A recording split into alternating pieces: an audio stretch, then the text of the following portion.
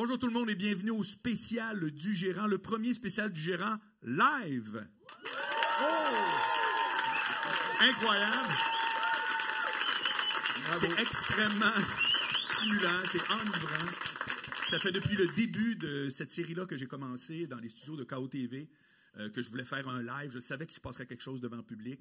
Et ça va être, écoutez, dû à mon invité en plus. Le succès est déjà assuré. Je vous le présente tout de suite. Ricardo Troggi, mesdames, messieurs. Salut, merci de me recevoir. Ricardo. Oui. Non. Ricardo, tu as vu 2 épisodes du spécial du gérant, tu disais. Donc, je suis très flatté que tu sois ici parce que tu viens de finir le montage de ton prochain film, 1995. J'ai fini hier. Ah, ouais, hier. Je pense que... Aïe, aïe. Oui, j'ai fini le montage image. Enfin, c'est une étape extrêmement longue et importante. Là. Maintenant, il reste la musique à faire puis 2-3 cossins, mais sinon, le film est prêt en quelque sorte. Génial. OK. Ça fait que je t'explique la mécanique qu'on va faire. Oui. D'abord, il y a une période de questions après. Oui. Donc, les gens vont monter puis ils vont venir ici, accompagner à côté de moi parce que je vais leur tenir la main pour être sûr qu'ils ne sont pas trop intimidés. Tu vois, exactement. OK. Et pour ce qui est de notre conversation, voici comment on va procéder. Je veux que, parce que le spécial du gérant, on va parler vraiment de tout ce qui s'appelle la mécanique de ton métier, comment tu fonctionnes pour tes choix d'acteurs, de scénario, etc. On va parler de finances, on va vraiment couvrir très, très large, le plus large possible. Et pour qu'on ait un fil conducteur, j'aimerais que tu commences avec le ou les événements les plus significatifs qui ont fait que tu t'es dit, moi, je vais faire ça dans la vie. Alors, c'est très clair dans ma mémoire encore, c'est en secondaire 5. Je faisais partie de l'option théâtre à mon école à Sainte-Foy et on a décidé, enfin, c'était dans je sais pas, il fallait faire ça dans l'année, c'est-à-dire une pièce de théâtre qu'on allait présenter à la fin de l'année. Tout le monde a pratiquement fait ça, un genre de spectacle, whatever. Et nous, on a décidé de faire une interprétation libre de Roméo et Juliette. Et je me souviens qu'à l'époque, c'est une fille dans la classe qui s'est proposée, je vais réécrire Roméo et Juliette. Fait que déjà, je trouvais ça assez audacieux. Puis elle avait comme 2 semaines pour la faire. Je sais pas, vous savez, Shakespeare a passé une couple de semaines là-dessus aussi. Là. Fait que, ensemble, ils ont créé tout un objet. Ouais. Fait que, elle est arrivée avec son truc et je sais pas si vous vous souvenez, mais les classes, c'est peut-être encore comme ça, je sais pas, peut-être moins au secondaire, mais à cette époque-là, dans une classe d'art dramatique, souvent, tu avais, en tout cas dans notre cas, tu avais 19 filles et 2 gars. OK. Bon, c'est ça. Donc, il y avait 2 rôles importants pour les gars, Mercutio, qui est le meilleur ami de Roméo, et Roméo. Et je me souviens que la fille qui allait jouer Juliette est venue me voir, elle dit « S'il vous plaît, fais Roméo, parce que, man, moi, je peux l'autre, je suis pas capable. » J'étais comme... Pas vrai? Moi, je voulais faire le comique. Mercutio, il faisait des jokes et tout. Moi, je voulais rien faire. Je voulais pas faire le jeune premier. Puis, en tout cas, j'ai été pogné pour le faire. Et je me souviens juste que quand j'ai lu le texte, alors, mon Roméo, moi, à l'occasion, il s'exprimait en vers, puis bon, je veux dire... en totale possession de ses moyens. Oui. Oui, très fort en français. Puis d'autres bouts, ben là, il jasait en gars de Danier. Puis c'était comme... Je voyais qu'il y avait un problème entre les deux. J'essayais de l'expliquer à l'autrice. Oui. C'était un mot qui n'existait pas en 86, exact. mais j'en profite. J'actualise mon discours. Alors, j'en parle un peu. Ben, dis non, c'est pas comme ça. C'est parce que là, quand il voit la fille, il tombe très amoureux. Puis, en tout cas, pour l'avoir essayé quelques années après, tu viens pas... T'augmentes pas ton niveau de français tant que ça quand tu rencontres la fille de ton cœur. Non. Peut-être un petit 20 là. Tu sacs moins. C'est même plus avec la belle-mère, je dirais. Oui, voilà. Même le beau-père, tu veux bien pareil. Tout à fait, très bien dit, oui. Mais pas à ce point-là. Anyway, fait que je me souviens d'avoir vécu ça et surtout après de m'être ramassé sur la scène et de me faire dire des fois fais ci, fais ça. Puis je me souviens juste du sentiment de panique, je suis pogné ici, tabarnache. En avant, je suis obligé de faire ça. Est-ce que ça me tente pas? Puis qu'est-ce que je fais ici? Comment ça, je suis là? OK. Puis je me suis dit, moi, à l'avenir, je vais être la personne qui est dans la salle qui fait non. On reprend, blablabla. Je fais ça, j'aimerais ça. Parce que je suis un peu control freak dans la vie. Tu sais, plus tard, j'ai fait de l'improvisation, puis j'étais pas très bon parce que je me suis aperçu que quand je contrôlais pas l'improvisation, et c'est absolument pas ça qu'il faut faire en improvisation, il faut que tu aies les oreilles grosses dans même, puis c'est l'écoute avant tout. Et ça, c'était longtemps un problème dans ma vie. C'était l'inverse. Donc, j'étais pas très bon. Donc, j'ai compris ce jour-là, j'ai dit, OK, moi, je veux faire celui qui est assis dans la salle, puis qui donne des conseils, ou en tout cas, qui run le show. Et ça a été très clair dans ma tête. Par la suite... Fait que là, on est en secondaire quoi? 5. OK. Je sais que ça m'intéresse, mais rapidement, j'ai besoin d'argent. Fait que je me lance dans d'autres business, comme le vol de radio d'auto, pour ceux qui connaissent. Ouais. Ouais, ça, l'été, après avoir fait Roméo, j'étais bien désespéré. D'ailleurs, je veux souligner une chose, c'est que c'est quand même la première fois que je fais par exprès pour pas parler de la vie personnelle d'un invité, parce qu'il y a 3 films sur ta vie personnelle. Ça arrivera plus jamais. Là. Non, ça c'est sûr. Écoute, il n'y a plus grand-chose qui me surprend. Mais anyway. Et, ça non, c'est ça. Puis les années suivantes, j'ai essayé de faire des espèces de gimmicks pour être en affaires ou des trucs comme ça, tu comprends? Mais ça fonctionnait pas bien. Puis, tu sais, j'avais toujours... je pourrais aller en cinéma, j'haïs pas ça. Cling, clang, clang. Puis finalement, bon, je me suis ramassé à Montréal, à l'UQAM, en scénarisation.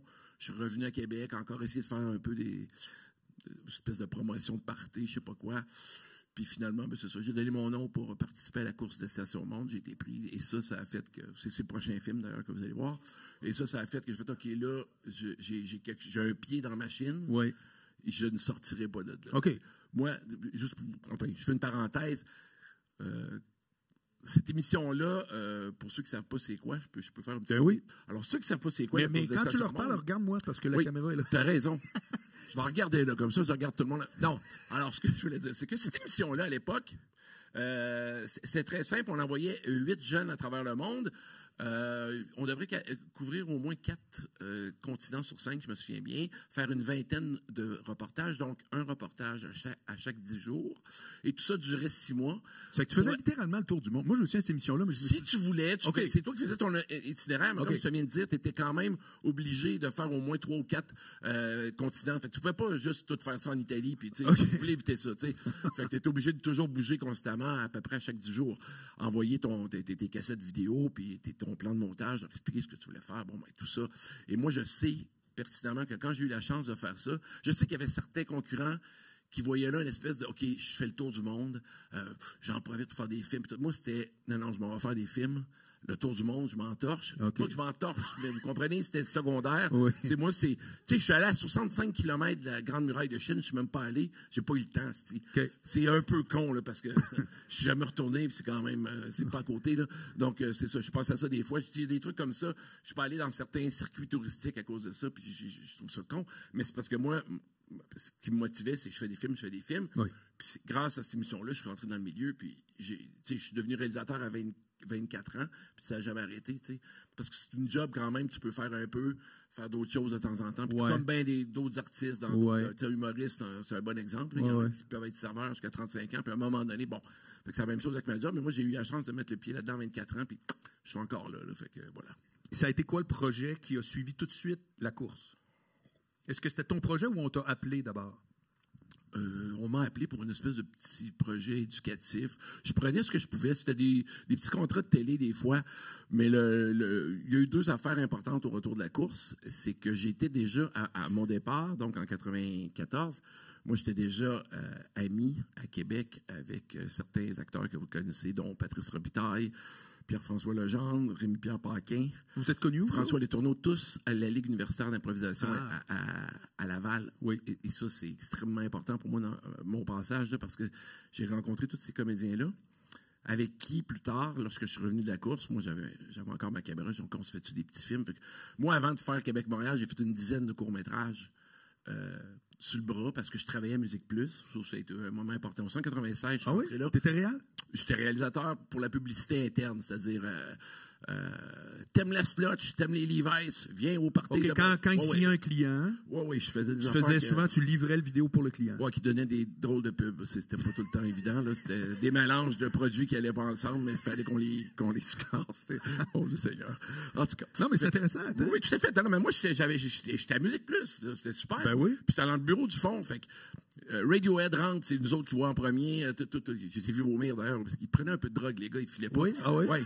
Ils filaient pas, tu penses que c'était ça la raison? J'ai vu Garth Brooks, je sais pas, j'en ai vu peut-être 100. Puis, on n'était pas très bien payés à Musique Plus. Par contre, les boss nous permettaient de faire 2 choses. Dans mon cas, faire du montage sur leur machine, qui était excessivement cher à l'époque, faire du montage. Donc, ces machines-là, on y allait la nuit, puis c'est là que je faisais le montage de mes films. Tu sais, à l'époque, c'était 6, 7 ou 800 $ de l'heure. Une place de même.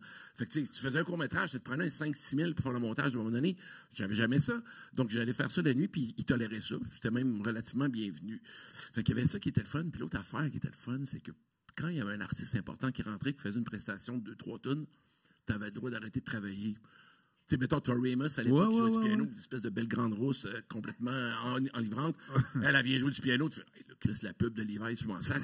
Là, tu te lèves, tu t'en vas, tu prends une marche, tu t'en vas dans le studio, puis le boss, il va pas te gosser. Là, lui aussi, il est là, puis il check sur Tori. Il n'y a personne qui travaille. On check tout l'artiste qui est là. Fait que c'était vraiment super. J'ai rencontré plein de monde là, qui sont encore dans le milieu à cet endroit-là. Mais bon, pour moi, ça a servi de tremplin pour faire du montage durant la nuit, pour faire des films de court-métrage que j'ai fait, qui m'ont servi après, quand le jour est arrivé, de faire une demande en production pour faire Québec-Montréal. Parce que. Alors, c'est quoi la naissance de ce projet-là? Québec-Montréal? Oui. Parce que si je comprends bien, c'est le premier film.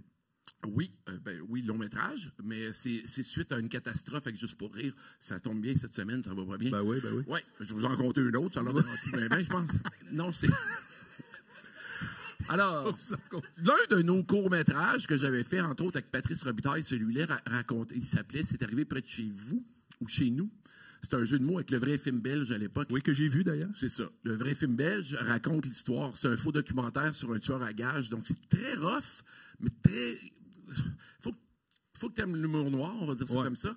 Mais c'est très drôle quand tu aimes ça. Et nous, on avait trouvé ça très marquant comme film. On avait donc décidé de faire la même chose avec Patrice Robitaille, qui était un total inconnu à l'époque. Mais lui, au lieu de tuer des gens, il pognait des filles. C'est tout. Fait qu'il racontait ses trucs dans son char, fait qu'il se vantait. Puis c'était tellement absurde que ça a eu un bon succès, en tout cas, dans les 3 salles où je l'ai présenté. Tu l'avais écrit pour rire? Vous l'aviez coécrit? On l'a coécrit. Mais c'était beaucoup improvisé, mais avec un canevas serré. On savait où qu'on s'en allait, où il fallait que ça s'arrête. Mais ça dure 50 minutes. Puis encore aujourd'hui, c'est amusant à voir parce qu'il y a 20 ans, là, Pat là-dessus, puis ça paraît. Quand il dit qu'il pogne bien des filles, t'es comme, man, t'as dû empoigner 2. Ton beaucoup est relatif. Oui, c'est ça. Mais je sais pas, on se croyait au bout. Puis le truc est pogné, c'est assez drôle. Juste pour rire, on finit par le voir. Puis on dit, hey, c'est le fun ce que vous faites. Pourriez-vous faire d'autres faux documentaires sur d'autres choses avec d'autres comédiens qui ne sont pas connus de votre âge? Puis parfait, fait qu'on a parti ça. Et on a écrit, je ne sais pas, une dizaine. On a tourné le premier. Et pendant le montage du premier, les boss de Jeux pour rire sont rentrés. Puis je me suis dit qu'on fait comme, attends une minute, là, ils sont sortis. Puis ils m'ont dit, OK, arrête tout. Là. Puis ce qu'ils avaient vu à la date, les 12 minutes que j'avais de monter, ils trouvaient ça extrêmement pas bon. Puis ils nous ont sacré dehors. Ils ont dit, on n'en fait plus de faire. C'est très rare qu'une compagnie de prod qui ont déjà signé, nous on l'avait signé avec Télé-Québec, on allait être diffusé, là, qui retournent voir, on diffusera rien, on s'excuse, on a fait une erreur, ils sont pas prêts. Fait qu'ils nous ont dit ça. Et je me souviens que cet été-là, c'était l'été 99, j'avais 29 ans, et cet été-là, donc, quand on s'est fait dire, c'est fini votre affaire, ben nous, au lieu de se taper une déprime, ou je sais plus quoi, ça faisait une couple de fois que Patrice Robitaille. Parce qu'à l'époque, on faisait beaucoup Québec-Montréal, mais comme souvent, presque tous les week-ends, on retournait voir nos chums. T'habitais encore à Québec? J'habitais à Montréal, mais mon cœur était encore à Québec. J'avais beaucoup d'amis qui étaient encore là-bas. J'ai vécu ça aussi. C'est ça, tu sais, il y a une période de même. Fait que Pat Robitaille disait souvent, on devrait faire un film qui se passe dans le char entre Québec et Montréal. Lui, il voulait qu'on se filme un peu n'importe comment pour qu'on improvise, mais à un moment donné, on a fait comme... Ça m'intéressait pas tellement. Puis quand on s'est fait sacrer à la porte, puis que j'avais vraiment rien à faire, je me suis juste comme dit, je marchais sur Sherbrooke, puis j'ai comme vu le film, à un moment donné, j'ai fait, OK, on peut raconter une histoire pendant qu'on en rencontre une autre, fait qu'on peut pouvoir jouer avec les ellipses, puis est-ce que ça a comme fait, j'ai appelé Pat, j'ai fait, hey man, on s'assoit, puis on enligne ça, je pense que c'est une bonne idée. Puis lui, bon, il est venu, puis on a rajouté à ça Jean-Philippe Pearson, que tu connais aussi, donc on était 3, on a écrit ça pendant cet été-là. On l'a présenté en demande de production. Ils nous ont dit non. Parce que c'est très dur de présenter un film dans la première alors, tu peux-tu élaborer sur ça? Non. Non, OK. Non, c'est vrai. Tu as entièrement le droit de dire non. Non, ben écoute, c'est très simple. Les demandes de subvention, c'est pour qu'un film soit considéré. Ouais. Un projet de film soit considéré, il faut d'abord que tu aies un distributeur. Ça, c'est quelqu'un qui promet que ce truc-là va se ramasser dans des salles. C'est pas rien, parce que Téléfilm ou la Sodec ne vont pas donner 1 million, puis au bout de la ligne, ça se ramasse même pas dans le... Parce que les premiers... Ça veut dire que le distributeur lui-même a une entente avec Cinéplex et autres? Oui. OK. En quelque sorte, oui. Okay. Mais pour mettre ça très, très simple, c'est juste que si tu as un distributeur et pas là pour toi, il n'y aura pas de projet. Parce que c'est comme dire, ce film-là, ça va nulle part, on n'en fait pas. Fait qu'il est important dans l'équation. Oui, ben oui. Bon, alors, tu as ce type-là à convaincre, et ça, c'est... On a eu un petit peu de difficulté à en convaincre un, mais on a fini par en trouver un. Toujours uniquement basé sur un script? Oui. OK. Puis quand ils ne connaissent pas, je sais pas, on s'était fait dire une couple d'affaires à propos du script de Québec-Montréal, genre, bon, c'est toujours des autos, le monde va étouffer. Ce à quoi j'avais pas de grande réponse, parce qu'effectivement, j'avais jamais vu de film qui était comme ça, mais ma seule réponse à l'époque avait été, j'ai dit, ouais, mais ça fait 30-40 ans qu'au Québec, on fait de la télévision qui se passe dans la cuisine, puis des fois, ils vont dans le salon. Je pense que si on est dans le char, on déstabilisera pas trop le milieu. T'as répondu ça pour vrai? Oui, c'est encore logique et cohérent Absolument, comme réponse pour moi. Complètement. Mais il a fallu que je me convainque au début. C'est vrai qu'on est souvent dans la cuisine. Mettons, t'écoutes Marilyn, là. Ouais. Elle était souvent dans la chambre en train de faire pour ceux qui savent pas c'est quoi Marilyn, c'est pas grave. C'était une femme de chambre très sympathique. Lisette Dussault qui jouait ça. En tout cas, fait que je m'étais convaincu, moi, en tout cas, comme ça, puis ça a fini par convaincre des gens. Mais ils nous ont pas pris la première année parce que c'est difficile de se tailler une place. Tu sais, à cette époque-là, tu arrivais, mettons, en comparatif avec des gens comme Pierre Falardeau puis tout. Puis encore à cette époque-là, il allait donner de l'argent à 3-4 personnes sur une trentaine. Ouais. Puis les 10 premiers noms qui sont sur la liste, c'est pas des tapons. Tu les as déjà vus, tu as déjà vu des films d'eux. Fait que tu fais OK, là, j'essaye de rentrer là-dedans. Fait que ça prend un bon script. Fait que la première année, ils nous ont dit, c'est pas vraiment votre tour, mais la femme, la Sodec, je me souviens, elle nous avait dit, changez rien. Elle dit, il est bon le script, mais attendez un an. Revenez nous voir l'année prochaine. Okay. Je pense que ça devrait aller, puis c'est ce qui est arrivé. OK. C'était pas un film qui coûtait très cher. C'est la même année que Séraphin. Séraphin avait coûté, je sais plus, une couple de millions, peut-être 6-7, là, facile. C'était gros, les décors et tout. Puis on est arrivé avec notre petit truc. C'était quoi ton budget? C'était 1,7. Puis ça a l'air d'un film quand même de 450$ parce qu'on l'a tout tourné avec des mini DV. Parce qu'il faut comprendre, c'est que quand tu installes des caméras dans une voiture puis tu pars la voiture, c'est tellement un aria là, d'installation, puis qu'un coup que les caméras partent, ben tu peux pas les arrêter après 2 secondes, puis réarrêter le plateau, puis tout. Fait que tu as tendance à les faire rouler. Si on avait tourné ça en film, ça aurait coûté, je serais encore en train de payer la pellicule, probablement. Donc, on a décidé de faire ça en vidéo, puis de le gonfler après en 35 mm. C'est quelque chose à l'époque qui se faisait, mais ça n'a pas... ça fonctionnait jusqu'à une certaine grosseur d'écran. Passer, mettons, sur un IMAX, t'oublies ça, mais je veux dire, sur quelque chose de très gros, comme les nouveaux Cinéplex proposaient, des fois, le film, il rushait un peu, là, tu sais. Mais c'est pas grave. Toujours est-il que ce film-là a eu une bonne vie, je pense, en location. Parce que quand il y a du bien faire au cinéma aussi. Au cinéma, il a fait pas loin d'1 million pour un film de réal, comédien, personne ne connu. Ouais. Il y avait Benoît Gouin qui faisait Michel Gauvin, Mike Gauvin, qui avait un peu d'exposition déjà dans le monde de Charlotte ou 2-3 affaires, qui est aussi un gars de Québec, tu sais, qu'on connaissait, puis c'était comme un genre de grand Jack, comment je dirais ça, il y avait une dizaine d'années de plus. Prestance, là. Oui, puis il venait des fois à nos Game d'Impro, il nous trouvait amusant, puis tout, il était comme dans l'entourage un petit peu, fait que on avait pensé à lui pour le personnage, parce qu'on trouvait vraiment... Pourquoi ce nom-là, Michel Gauvin, Mike Gauvin? Parce qu'au début, c'était Michel Germain, Mike German, parce que je trouvais que ça faisait drôle, Michel Germain, Mike German. Mais avant de tourner le film, ils ont appelé. Il faut que tu soumettes ton scénario à des avocats. Eux vont avoir un œil un petit peu plus critique sur. Vous dites vraiment ceci de celle-là ou quoi que ce soit, des trucs comme ça. Mais ils font aussi des recherches de ce type-là. C'est-à-dire, bon, ce personnage-là, il dit son nom quand même 48 fois dans le film. Ce serait le fun de voir s'il n'y a pas un vrai Michel Germain, Mike Germain, qui est avocat. Ils en ont trouvé un. Ils ont envoyé le bout du scénario. Ils ont dit, je ne veux pas être associé à ce gars-là. Fait qu'on l'a fait bon. C'est donc bien. Et c'est l'acteur, c'est l'acteur, Benoît Gouin, qui a fait comme, peut-être qu'on pourrait mettre... Il disait Gauvin, c'est comme Germain, peut-être Gauvin. Puis là, c'est comme, oui, le but, c'est que ça sonne weird, là, genre, je me prends tellement au sérieux que je me baptise en anglais. Puis ça avait passé avec Gauvin. Il n'y avait pas de. Mais t'as vu tout de suite quand tu l'as prononcé tantôt, tout le monde riait, là. Oui, ça passait à célèbre. C'est vrai, quand tu y penses, c'est malade. Oui, ça va vraiment charmer les petits bouts de ce film-là qui sont restés dans. Oui, franchement, on a l'Indien. Tout le monde me parle de Val-Alain depuis 35 ans. Je reçois au moins maintenant, mais pendant un bout de temps, mais je reçois souvent des gens que je connais pas sur Instagram qui vont écrire. Ils m'envoient une photo d'eux autres à Val-Alain. Ou je reçois aussi, à cause de 1987, de beaucoup de gens qui s'arrêtent en fait sur Parmesan, à Québec. Oui. Où ce que je faisais le valet parking, puis ils se prennent en photo. Ah ouais, puis ça me fait plaisir. Ça me dérange pas. C'est comme, hey, salut, puis je ris, puis le titre. Là, c'est malade. Oui, c'est très chouette. Là. Fait que là, tu as eu le financement de ce film-là. Oui. Le tournage, comment ça s'est déroulé? Alors ça, moi, je pensais naïvement que j'allais pouvoir tourner ce film-là, ça à 20, parce que j'ai dit, on passe à 20, puis on se met un Kodak à côté, Puis là, quand j'ai vu ça valeur de quoi, une auto avec des Kodak, je me suis dit, OK, on ne pourra pas aller sur la 20. C'est comme ça déborde de tous les bords. C'est très dérangeant. C'est sûr qu'on aurait causé des accidents. Fait qu'on a s'est mis à chercher.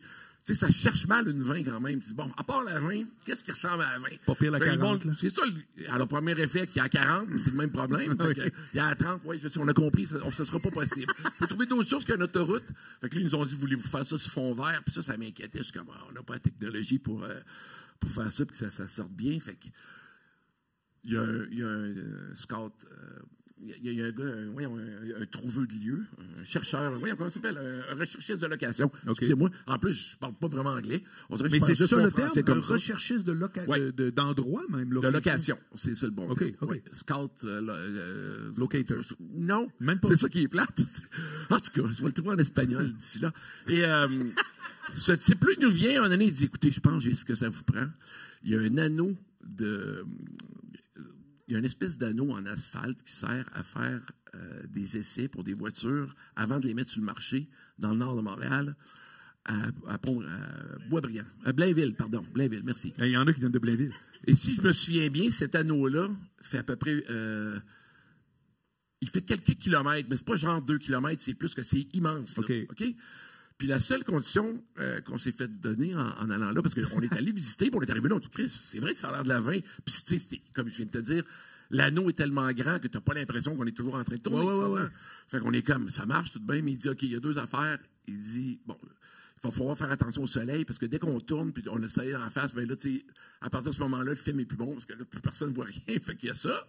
Puis 2, il dit, il y a un segment de cet anneau-là où on ne peut pas tourner parce que c'est l'espèce de cimetière où toutes les voitures qui sont en essai, là, qui sont des modèles de l'année, mais que c'est hyper secret. On ne veut pas savoir à quoi ressemble une Volvo 960 à cette époque-là, 2001, qui a fait 6 tonneaux. On ne veut pas la montrer. Ouais. Ça peut faire peur aux acheteurs. Vous comprenez un peu le principe. Fait que c'est même. Fait que tu as tous des chars de l'année, mais c'est tout décalissé sur le bord. Fait que pendant que les acteurs jouent, on est dans le champ d'un, ils parlent, puis là, tu as des chars de mort à côté. On dirait que. Fait que, tu sais, fallait arrêter. OK, genre, coupé. Là, ils arrêtaient leur scène pendant une minute, puis le soleil, attendez un peu, là, on repart. Fait que, tu sais, il y avait toujours ça pendant ce tournage-là qui était un peu glaçant. Puis le son, des fois, c'est juste, il y a tellement de spots puis d'affaires d'arranger autour de la voiture qui, elle, est sur une espèce de remorque qui est tirée par un pick-up. Fait que là, tu tournes, ben là, tu entends juste un. Les acteurs sont comme, c'est quoi ça? Puis là, t'arrêtes le truc, puis là, cherche. Alors, ça, tu peux perdre 4 heures avec ça. Là. Hein? Jusqu'à temps que d'un qui fait Christ, c'était mon dentier! Il était ici à côté. J'exagère, mais ça va être des fois d'un qui a oublié sa clé à molette, mais est en dessous de. Tu peux perdre 4 heures. Mais si tu trouves pas le truc, ça fait toujours ding, ding, ding. Le gros son est comme il faut qu'on peut rien faire. Ça me prend. Aïe, aïe. Oui, ça, c'est quand il y a des problèmes de même, mais surtout, là, tu cherches, tu redémontes le char. C'est combien de temps en moyenne une journée de tournage? 12. 12, ça, c'est pour une petite journée, puis 14, 15 pour une journée qui est plus difficile. Ça, c'est pas genre avec 3 heures de break, là. Non, tu as un break d'1 heure et demie. Non, mais tu sais, ce qui est long, c'est de préparer les acteurs. Des fois, le matin, il y a les autres qui arrivent à 5 heures. Ils se préparent jusqu'à 7 heures, maquillage, blablabla. On fait une mise en place à 7 heures. On va tourner jusqu'à midi. Midi, on arrête pour 1 heure pour manger. On recommence de 13 à 18.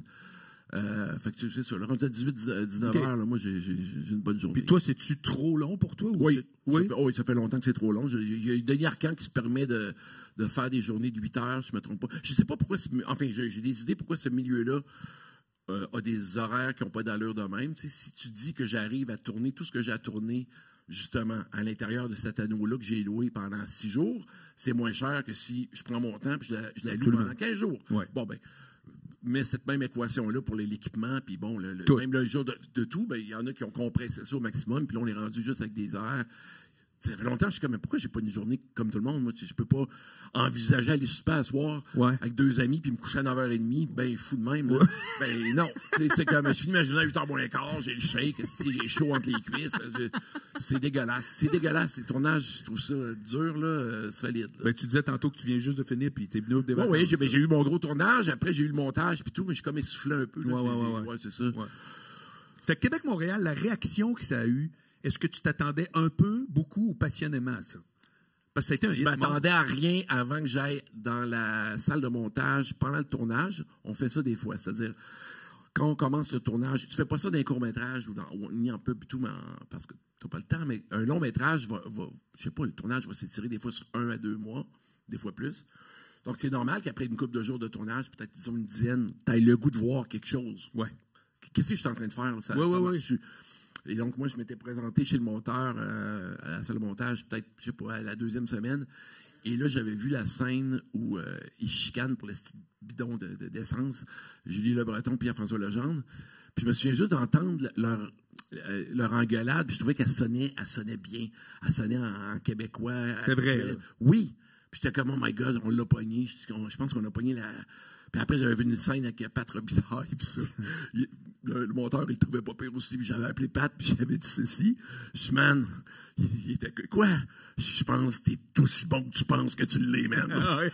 Il était parfait! Ah oui. Ouais, mais c'était ça que j'avais le goût de dire. Je sais que tu te trouves pas pire, mais là, man, t'es dedans.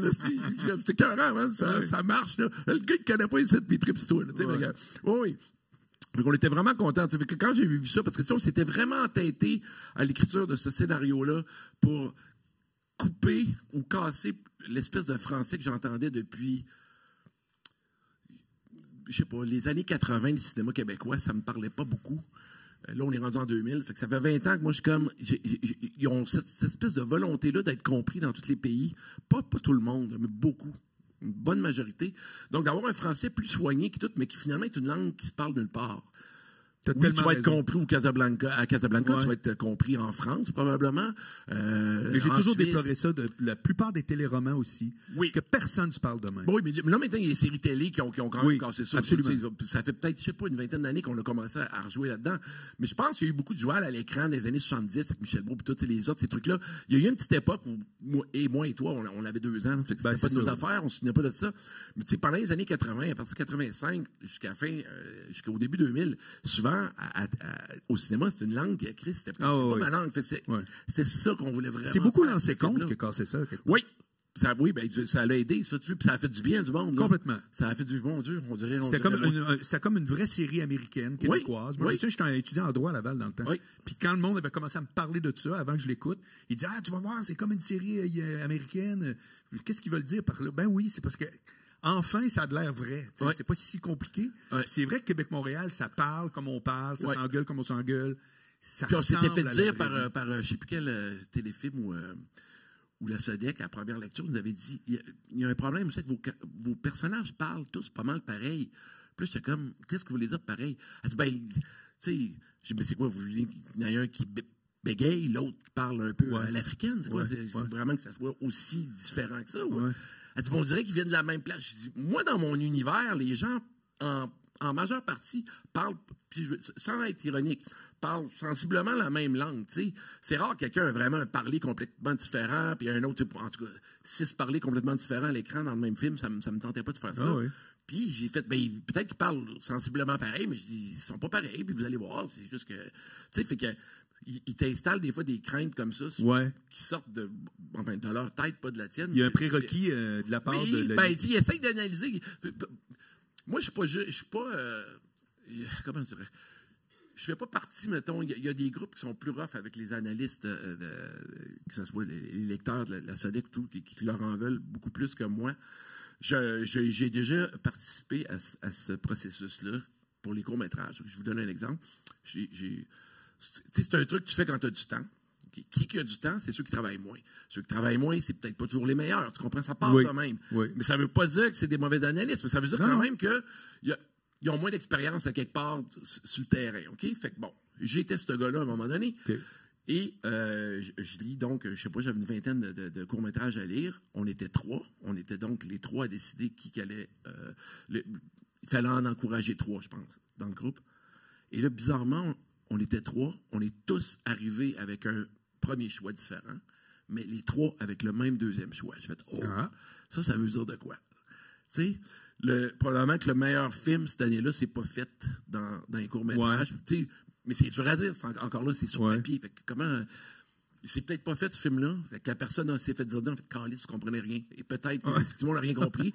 L'autre, que celui ou celle qui a fini deuxième, qui a fait son film, je me souviens même plus c'était quoi, mais peut-être qu'elle a fait, bon, ben, good, tu sais, ça marche.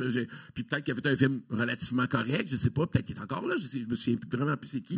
Mais tu sais, puis j'avais catché, je fais, OK, tu sais, quand tu juges, t'es un peu pogner pour te mettre à surréfléchir et y aller moins instinctivement des fois.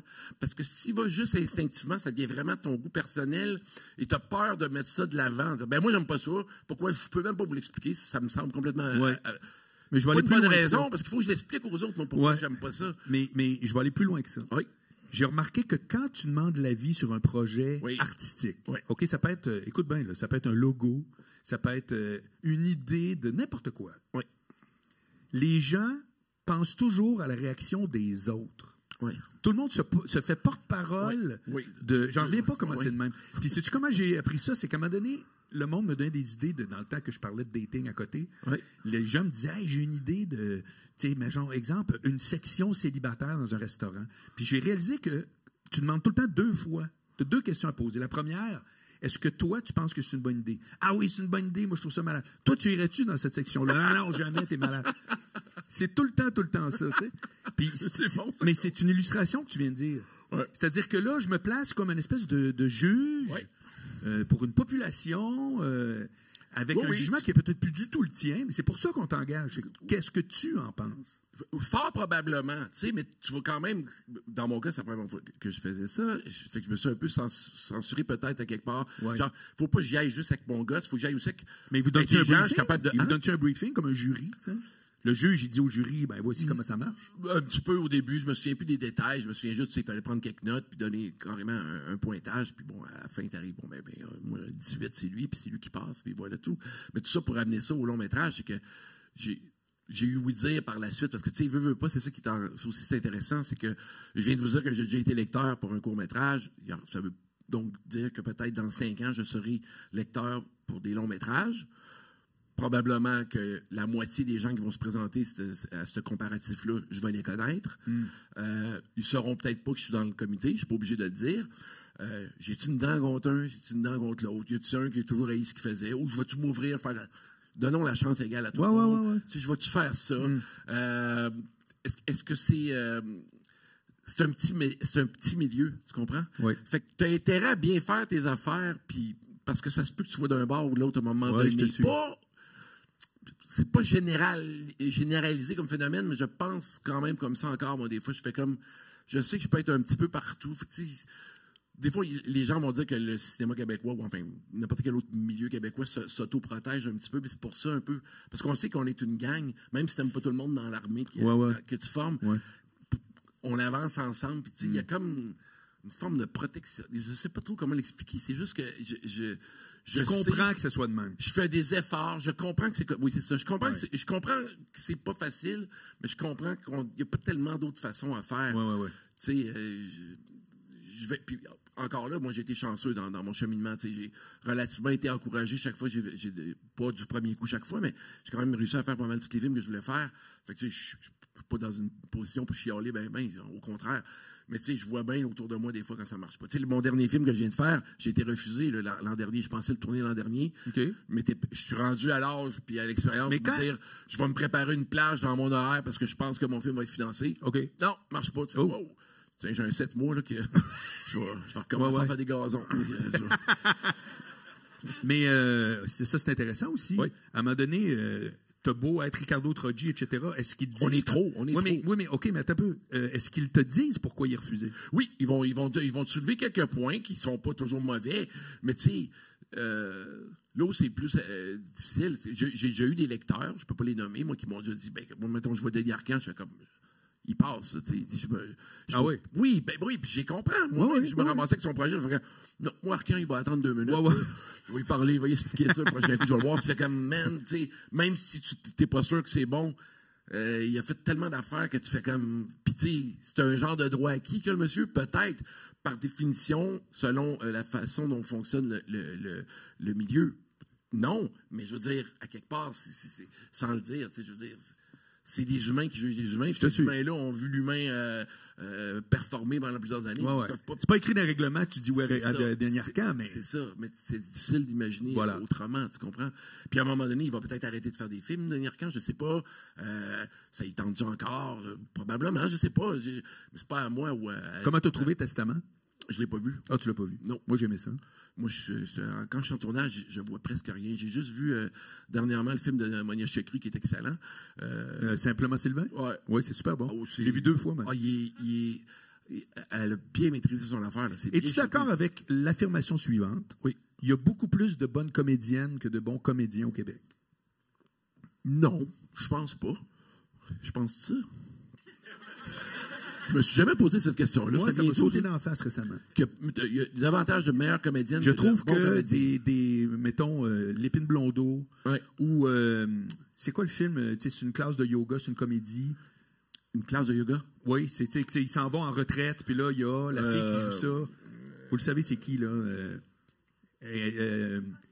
Les enfants de la télé, là, l'animatrice. Edith Cochrane. Tabarouette qu'elle est bonne. Oui.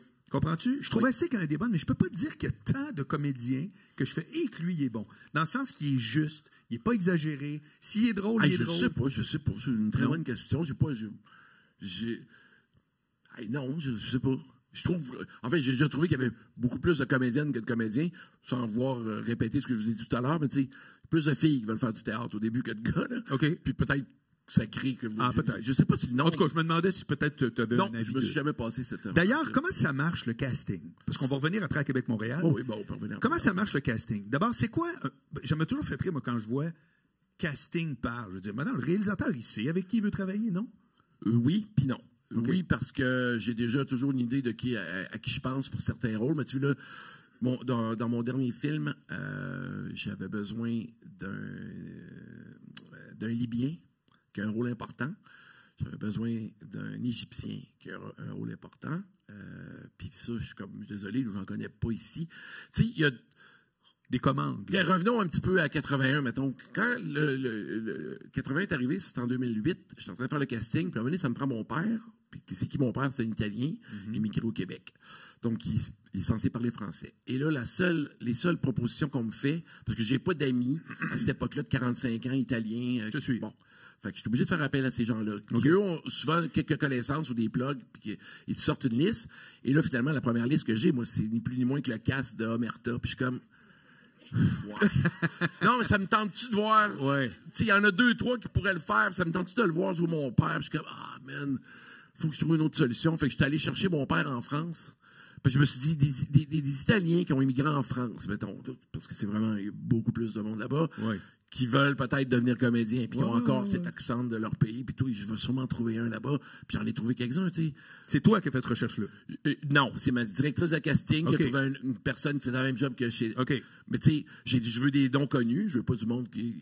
Des inconnus, ils vont être pas pires, parce que c'est... Quand tu as un grand nombre de comédiens, même quand ils sont pas connus, dans les pas connus, tu as encore beaucoup de monde qui ont beaucoup de talent. Okay. Quand tu es dans un marché comme la France. Fait que je l'ai trouvé comme ça. Moi, j'ai fait des auditions dans un appartement que j'ai loué pendant 3 jours. J'ai fait rentrer un petit peu. Faire oui. Ma blonde était en bas. Elle faisait le comité d'accueil. Mais tu sais, comme ça en France, c'est l'espèce de jardin aussi. Oui. Tu ne seras pas loin d'un en haut, puis on entendait le texte à travers là. En tout cas. Fait que, on a fait ça. Puis finalement, j'ai trouvé mon père comme ça. Puis j'ai fait, OK, parfait. Je vais garder ça en tête. Puis cette fois-ci, j'ai trouvé mes 2 Arabes, si tu veux. Je les ai trouvés par l'entremise d'une madame à Casablanca. Mais tu sais, là, maintenant, c'est plus comme avant. On est à l'époque des self-tapes. Fait il y a beaucoup de comédiens qui vont tout de suite te faire une proposition en se filmant avec leur iPhone. Eux-mêmes, le son est relativement bon. Fait que t'envoies ça, ça va très vite. Fait que j'arrive du travail, le soir, j'ai 7-8 self-tapes. Puis moi, j'ai pas besoin de me taper une audition pendant 40 minutes à quelqu'un qui, après 1 minute, je sais que ce sera pas lui. J'écoute la self-tape 2 minutes, je fais comme, non, c'est impossible. Puis, bang, jusqu'à temps que j'en ai 2-3. C'est bien plus pratique, t'as raison. Ça a accéléré ça énormément. Puis, c'est quoi les critères qui, au final, font que tu dis, ça va être, mettons, dans tes gros rôles principaux? C'est quoi les critères qui font, puis je te donne des suggestions pour voir, est-ce que, par exemple, tu vas dire, écoute, lui, clairement, il a la gueule de mon personnage, il est bon, mais maudit qu'il est plate à travailler, il me gaze épouvantable. Ça peut-tu faire partie de tes critères? C'est un investissement. Puis des fois, c'est plate d'investir dans quelque chose, mais tu sais que ça va payer. Fait que pour répondre à ta question, parce que c'est rare que ça arrive, mais des comédiens qui sont moins de fun que d'autres, effectivement, sont plus difficiles à travailler. J'en connais pas, je dis pas ça. Moi, j'en connais, mais des fois, ils ont des réputations. Non, mais des fois, ils ont des réputations ils seront pas pareils avec toi. sais, moi, je suis quelqu'un d'assez easygoing, puis je parlerai pas une demi-heure de la scène, disons, où tu ouvres la porte, puis tu rentres un peu pressé du boulot. Tu sais, moi, ça devrait se faire rapidement, ça. Ouais. Puis, oui, elle peut se faire de 4-5 façons, mais j'ai pas une vision extrêmement précise du gars qui rentre chez eux puis qui est pressé, OK? Mais il y a des comédiens qui aiment ça, jaser de ça. Mais habituellement, quand les gens m'ont côtoyé 1 ou 2 journées, ils voient comment je suis, puis il faut que ça avance. Fait que ceux qui sont reconnus pour être plus gossants le sont moins, du fait même que, bon, ça va qu'Etroji, il ne trippe pas là-dessus, parler de la scène pendant une demi-heure, puis tout. Là, certaines scènes, oui. Mais tu sais, fait que je pense qu'il s'adapte à moi autant que des fois je peux m'adapter à quelqu'un. Mais c'est très rare que ça finisse. Encore une fois, c'est un petit milieu, là, que ça finit à coup de claque. En conflit de personnalité. C'est rare. Il y en a eu, mais je serais capable d'éviter ça, je suis pas mal sûr. OK. Fait que ça devient quoi tes critères principaux? C'est-tu plus le look? C'est-tu plus... Ça change des fois. Écoute, des fois, je me souviens que pour des personnages qui m'ont marqué, mettons pour 81, je cherchais un Allemand. À l'ouverture du film, c'est en Italie, puis c'est un espèce de nazi qui parle en québécois. Puis bon, c'est lui, tu sais, cette idée-là dans ma tête, c'est comme ça va être drôle. On va penser que c'est un genre de nazi, mais quand il se met à jaser, comme ça a l'air! Ça me faisait rire. Chez nous, ça, j'étais comme, il faut trouver quelqu'un qui fait un job. Et le gars qui a eu le rôle, je pensais pas que ça allait être lui, parce que, tu sais, je sais pas, on m'avait proposé 2-3 blonds qui faisaient très nazi. Puis ça, c'est drôle, ce jour-là, dans la salle d'attente pour les auditions. Sachez ça, hein, les auditions, là, 95% du temps, les comédiens se présentent habillés comme toi puis moi, dans leur habit de la journée, parce qu'après, ils s'en vont se faire vacciner ou je sais pas quoi. Bon, là, là, j'arrive dans la salle, il y en a 3 qui sont déguisés en nazi. Pour qu'ils attendent un à côté de l'autre. Ils se sont donnés parce que tu devines que ça leur tente de faire le truc. Ils trouvent ça le fun. Ils sont comme, puis, je vais me mettre le kit. Mais celui qui a gagné, man, son kit, écoute, c'était pas juste le kit, mais je suis obligé de dire que il est rentré, puis on a fait tabarnache. Il a l'air solide. Il fait peur, là. Puis tu veux-tu plus, écoute, commence, vas-y que ça te tente, on verra après ce que je veux, là, mais je dirais qu'à la date, c'est convaincant. Tu comprends? Michel Gauvin, Mike Gauvain, je me souviens qu'il est rentré dans la salle, Benoît, puis je le connaissais, mais il s'est amené un complet. Fait qu'il s'installe à la caméra, puis il rentre dans ton cadre, tu le vois, il est en complet, il y a déjà la moitié de la job de fait. Tu comprends? Ça se peut que ça marche pas tout le temps systématiquement à cause de ça, mais c'est sûr que ça l'aide, ceux qui prennent le temps. Fait que là, je t'explique juste que des fois, il y a des genres de mini coups de foudre qui vont faire que tu vas te faire... Tu sais, mettons, j'avais quelqu'un en tête pour... Bon, c'est un bon exemple, tu sais... celui qui n'a pas eu le rôle pour Michel Gauvin, qui a fini l'avoir, c'est Claude Legault. OK. Puis j'ai pas vu plein de monde, hein, j'en ai vu 4-5. Claude Legault, super bonne audition. Mais là, à la fin, on regarde les deux, puis on dit lequel a l'air plus avocat, un peu véreux. Puis ça a été Ben Gouin. En fait, il a vraiment l'air. Si c'est un estimateur, il est dégueulasse. C'est plus lui. Tu sais, veux pas, Claude avait encore l'air un peu sympathique. Ouais. C'est comme il est, là, tu sais, un keb sympathique un peu, tu sais. L'autre, il avait vraiment l'air d'un fraîchi, tu fais comme, man, ça va être parfait, tu comprends? Fait que ça a un détail, mais ça... Aujourd'hui, enfin, si on avait pris Claude, le film aurait eu lieu, la scène aurait été bonne. On n'aurait jamais vu le... Probablement pas. Non. Fait que, mais... Puis il y a ça aussi, des fois, tu te dis, j'aurais-tu pu le donner à un autre? Souvent, la réponse, c'est oui. Il y en a qui disent, c'est impossible que... Non, j'y crois pas, ça. Non. Parce qu'on n'a pas eu la chance de voir la personne défendre le comédien ou la comédienne défendre le personnage. Puis tu sais, c'est pas un one-man show, c'était à travers toute une histoire. Complètement. Tu sais, puis c'est écrit, c'est quand même pas lui qui va tout faire la job. Fait que il y a ça. Mais tu sais, pour ma mère, dans 81, pour les années 80, ça a été c'est une recherche complexe parce que sur papier, on me disait, il faudrait vraiment trouver quelqu'un, tu sais, douce, parce que ce qu'elle dit, c'est rough un peu, puis tu sais, elle a pas l'air très aimante. J'étais comme... Moi, c'était comme si les vraies affaires sont arrivées. Je dis, ouais, t'as trouvé qu'elle n'est pas aimante? Ouais, OK. Pourtant, chez nous, ma mère a beau avoir été crinquée, puis tout, j'ai jamais eu l'impression qu'elle m'aimait pas. Détrompez-vous. Ce que je mets dans les films, souvent, c'est des bouts plus rough, mais j'ai jamais souffert des mots. Mon Dieu, ma mère m'aime-tu? Elle m'aime, mais elle est quasiment gossante. Fait que. Mais tu sais, j'essaye avec des comédiennes très connues, très bonnes. Ils ont le texte, puis ils vont, puis tout, puis OK. Puis finalement, Sandrine, elle rentre, elle fait son affaire, puis je la trouve drôle, mais je la trouve rough un petit peu, puis... mais je reste stické sur elle un petit peu, puis on fait une deuxième audition, puis tout, puis là, je montre ça à ma productrice, elle dit vraiment à état stère. Je sais pas si elle est sympathique, je suis comme... Calique, puis là, j'ai envoyé l'audition à ma sœur, qui n'a rien à voir dans le film, tu sais, qui est à Sherbrooke, elle est en train de regarder la TV, puis elle reçoit ça, puis... Là, elle me répond, elle dit, man, c'est notre mère, là, ce film-là, je suis comme... Sérieux? Oui, mais ça m'a donné C'est bien si hot. ma sœur dit ça, ben oui. je me fous de l'opinion des autres. Ouais, comme ouais, là, ouais. L'autre a été élevé par la même bonne femme, puis elle dit que c'est elle. Ouais. Pas m'ostiner qu'un gars de réglé. Sodec va faire, me semble que. Non, non. Tu sais, fait que c'est un bon exemple, ça, de juste comme, bon, ben, on y va avec elle. Ouais. Tu comprends? Tu sais, Ouais. fait que- Ouais. Puis ça a été, j'allais dire lucratif. C'est quoi l'élément le plus important d'un film? Ben là, on parle de casting, on parle de L'écriture. jeu. C'est l'écriture? Je pense que tu peux mal réaliser un film qui est bien écrit, ça s'écoute mieux que l'inverse. OK. Oh, quand il y a rien à réaliser, puis tu vas avoir les images que tu veux, man. As-tu un exemple de film? Savez-vous qu'est-ce que je pense depuis que je réfléchis beaucoup à ça des fois en char? Oui. Un film, je pense que la meilleure manière de l'imager, c'est un fil. Et c'est ça qui est difficile. C'est un fil un peu invisible.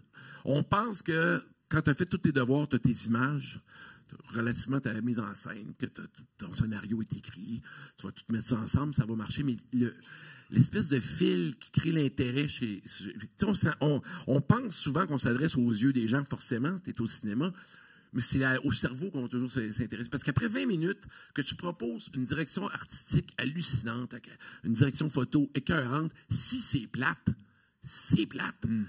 Tout vient de... J'ai déjà vu des films qui ont coûté cher, tu fais comme, ben oui, non, c'est donc bien plate, puis tu fais comme... C'est capoté, ils ont travaillé pendant 2 ans. Il n'y a pas personne à mener qu'après 1 an qui a fait « Je pense que ça sera pas bon. On devrait peut-être changer 2-3 ans. Ouais. Non, ils se rendent jusqu'au bout, c'est pas bon. Puis, donc, cette espèce de fil-là qui fait que tu vas écouter des fois quelque chose d'un peu tout croche, mais qui garde ton attention, c'est ça qui est dur à calculer. Et ça, tu dis que c'est dans le script. C'est quelque part entre le script. Je pense que c'est d'abord dans le script, mais oui, assurément, c'est dans le script au début, mais c'est difficile des fois de le corriger s'il y a un problème, de mettre la main dessus, parce que je viens de te dire, c'est invisible. Et c'est pour ça que c'est difficile. Il y a très peu de grands films. Au nombre de films qui se font là, par année, là, sur la planète, là, ils en font 850 en Inde, aux États-Unis, ils en font à peu près 300, étant les 2 plus grands producteurs. Là.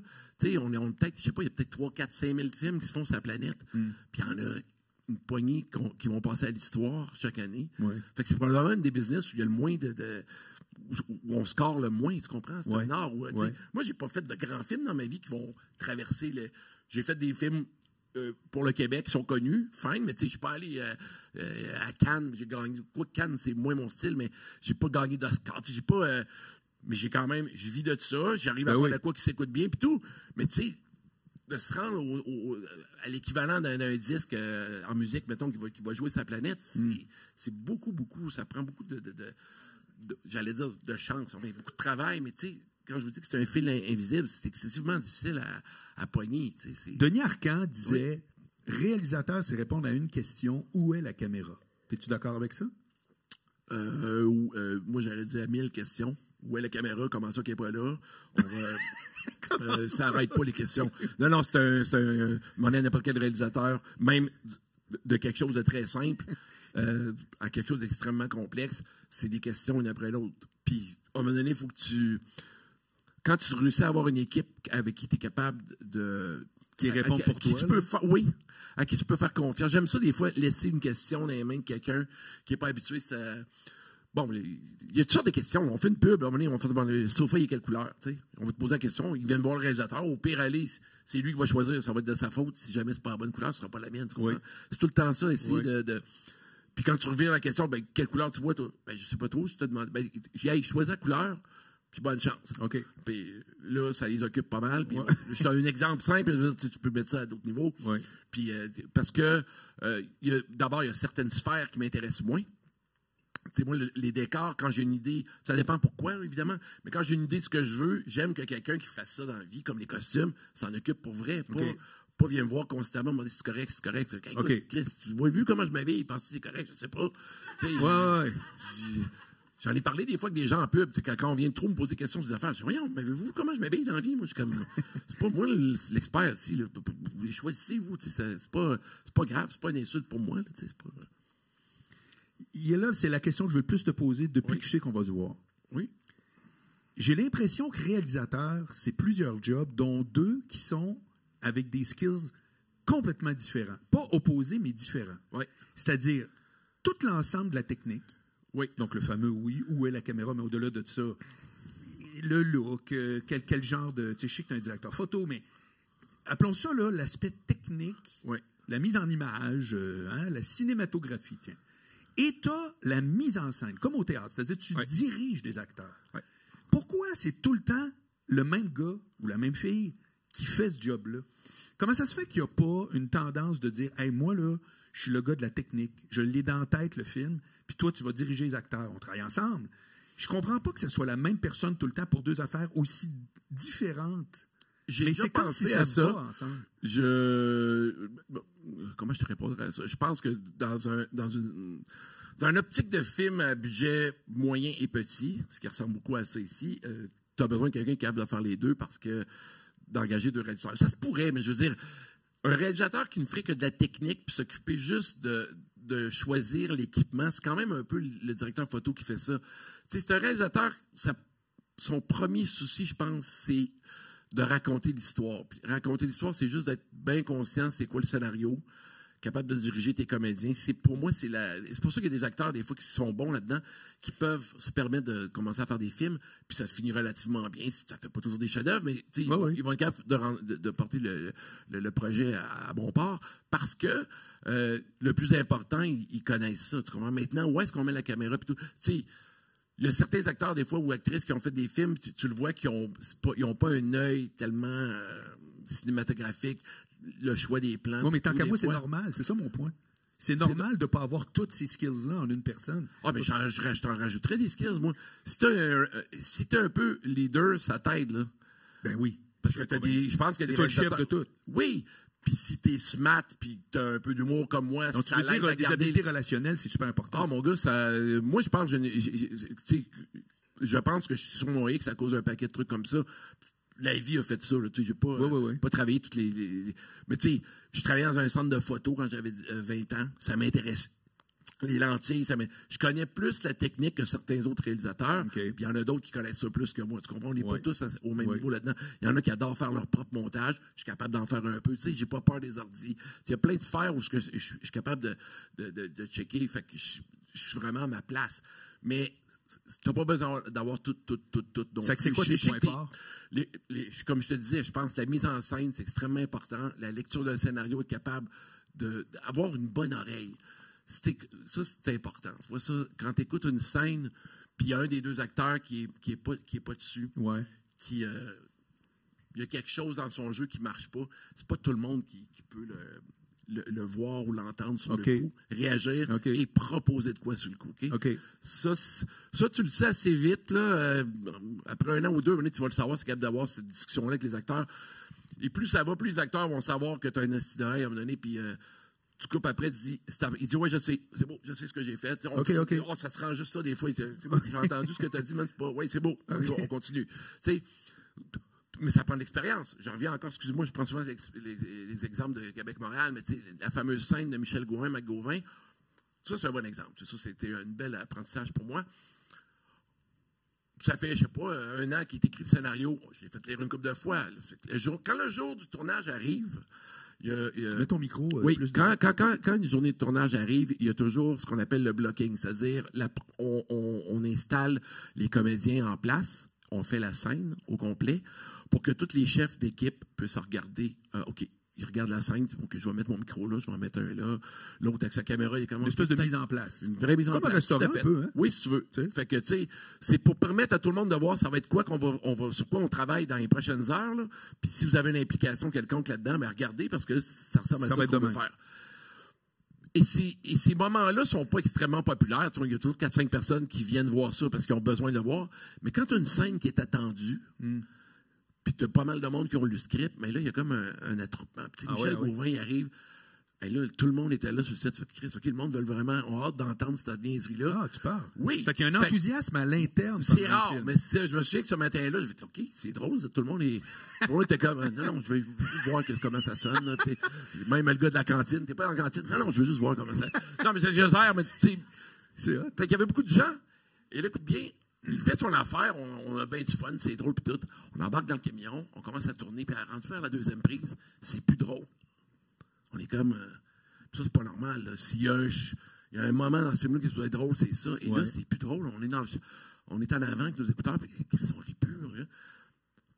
je fais 3-4 prises, puis c'est long une prise, là, comme je vous dis, de 8 km. Ouais. Aïe, aïe. C'est 20 minutes une prise. J'en fais pas mal. Je dis, hey, on l'arrête tout, là, je veux qu'on se parle. J'arrête tout, on s'en va sur le bord du chemin, puis là, c'est grâce à Michel, à Benoît Gouin lui-même, je pense, qui a fait comme... tu essayais, peut-être qu'il faut grossir le jeu, peut-être... puis c'est Benoît Gouin, il a fait tourner, il a fait comme... Non, il dit... Ils ont fait ça comme, on fait rien, on le fait juste à jouer normal, ben sincère. Si vous riez plus, c'est normal, fait 100 fois que t'entends les petits jokes à un moment donné, peut-être t'as fait le tour, je fais, ouais, peut-être. Il dit, puis, on n'a pas besoin de rien. Il avait plus d'expérience que nous. Ouais. Puis là, il nous a servi de grand frère, fait comme, on touche à rien, on regarde ça de même, puis on fait, OK, Chris, on se fait confiance, ça a déjà été drôle, ça, puis tout. Ouais. Mais j'étais nerveux, jusqu'à temps que je le voyais en montage, j'avais hâte en essayer pour voir si j'avais perdu de quoi, puis finalement, non. Puis ça m'est resté dans la tête. Okay. Parce que, en travaillant dans la comédie, c'est pas long que là, la scène drôle, elle vient moins drôle après 3 prises parce qu'on la connaît. Ben voilà. Mais il y en a des fois qui veulent la garder drôle, fait qu'ils rajoutent. Puis il ne faut pas faire ça, tu comprends? Mais ça, quand il faut que tu la prennes un peu à la Fait que c'est lui qui a ramené tout le monde à dire non, c'est normal que là, vous trouvez ça drôle. C'est pas grave, c'est pas drôle. Moi, je suis sûr, quand je l'ai lu, c'était drôle. Ouais. Ça va l'être encore. C'est juste que là, on capote là, parce qu'on est en train de la faire. Quand Horloge biologique est sorti, si je me trompe pas, c'est l'autre après. Oui. Là, il y a eu des discussions, mon vieux, mais là, il n'y avait pas une émission de radio qui ne parlait pas de. Puis le débat, puis la patente. Est-ce qu'encore là, c'est quelque chose que tu prévoyais? Non, pas tant que ça, jamais. Ah non? Non. Quand on a fait l'horloge, on s'était dit.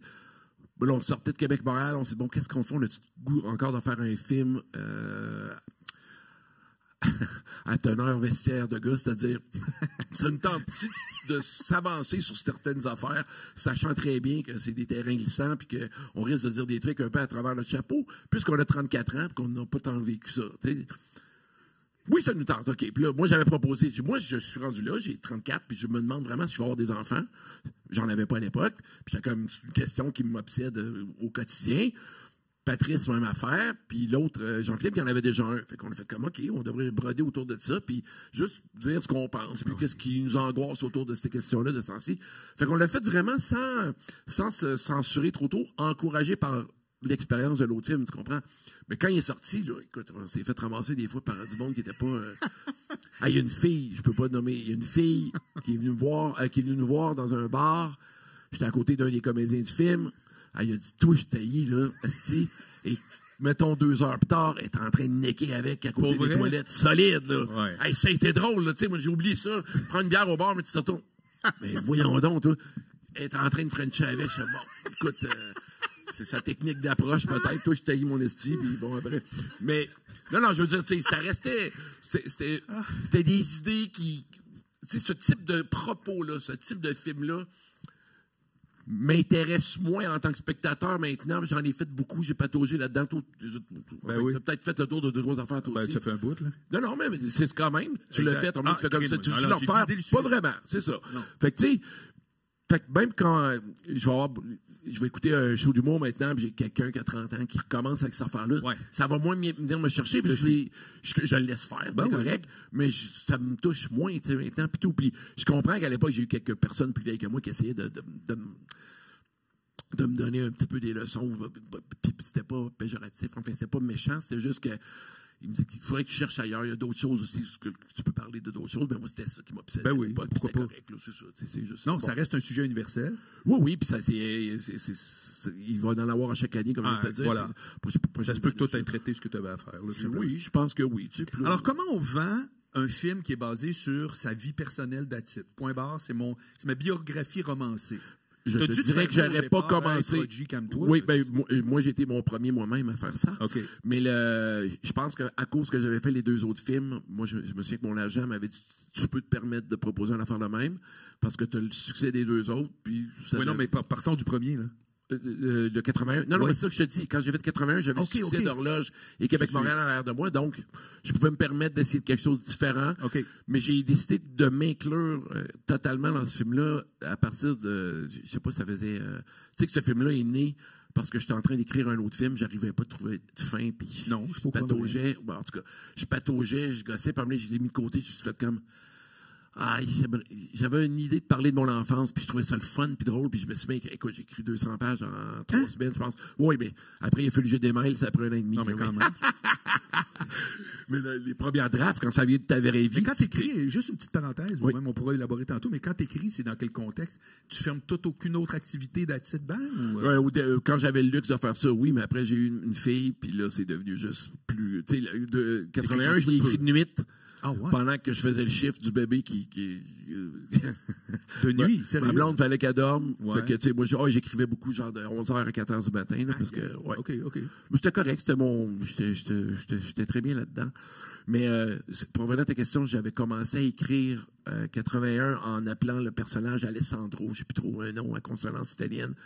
Puis, je sais pas, pendant 30-40 pages, en trouvant des noms farfelus à tous les membres de ma famille, ben, j'ai fait, hey, tabarnak, qu'est-ce que je fais là? C'est comme, je suis pas Alexandro, moi, je suis Ricardo, puis là, j'ai viré fou, j'ai fait, tout le monde va y passer. Fait que, j'ai remis le vrai nom de mettre tout le monde, tous les personnages. Non, toi, tu vas pas, toi aussi, c'est toi, puis, regarde. Fait que là aussi, j'ai eu un appel de l'avocat quand on a eu le financement. Il a fait, OK, là, faut que je te parle de 2 affaires. Il dit, Anne Tremblay, il dit, la fille que t'aimes dans le film. Oui, il dit, sais-tu que t'écris ça? Non. Il dit, c'est son vrai nom? Je dis, ah oui, ça c'est vraiment Anne. Tu peux être sûr qu'elle aussi va s'en souvenir de ça. Il dit, ah, mais ça marche pas de même. Là. Il dit, va falloir que tu en parles. Puis j'étais comme, ben là, non, là. J'ai dit que j'étais amoureux d'elle. Il dit, non, mais il dit, pas, ça peut être une recours. Je dis, ben voyons, toi. Puis j'étais comme, OK. Mais tu sais, pour ceux qui se souviennent, dans ce film-là, j'ai jamais été capable de dire que je l'aimais. Il avait jamais dit non plus. Là, on était rendu en 2008, puis j'ai dit, Chris, il faut que je l'appelle pour dire que je l'aimais quand même. Fait que je finis par être obligé pour le faire pareil, ici. Et là, je m'installe sur Facebook, puis je commence à écrire de quoi. Puis ça a été long, là, avant. Je suis comme, salut Anne, non. Chère Anne, tu ne devineras jamais quoi. Anne, te souviens-tu de moi? Là, t'es comme. Puis là, à un moment donné, je fais, OK, là, écoute, Anne, blablabla, je tripais sur toi, blablabla. Le petit number. Elle me répond le lendemain. Mon Dieu, c'est bien flatteur. Moi, je t'aimais bien aussi. Mais je dis, mais Chris, pourquoi tu me l'as pas dit, tabarnak? En tout cas, j'ai vécu un autre drame parallèlement au film à cause de ça, là, mais j'étais comme juste. J'ai écrit une lettre d'amour 27 ans plus tard que j'aurais dû faire. C'est complètement absurde. Alors, c'est très drôle, ça. C'est très drôle, ça.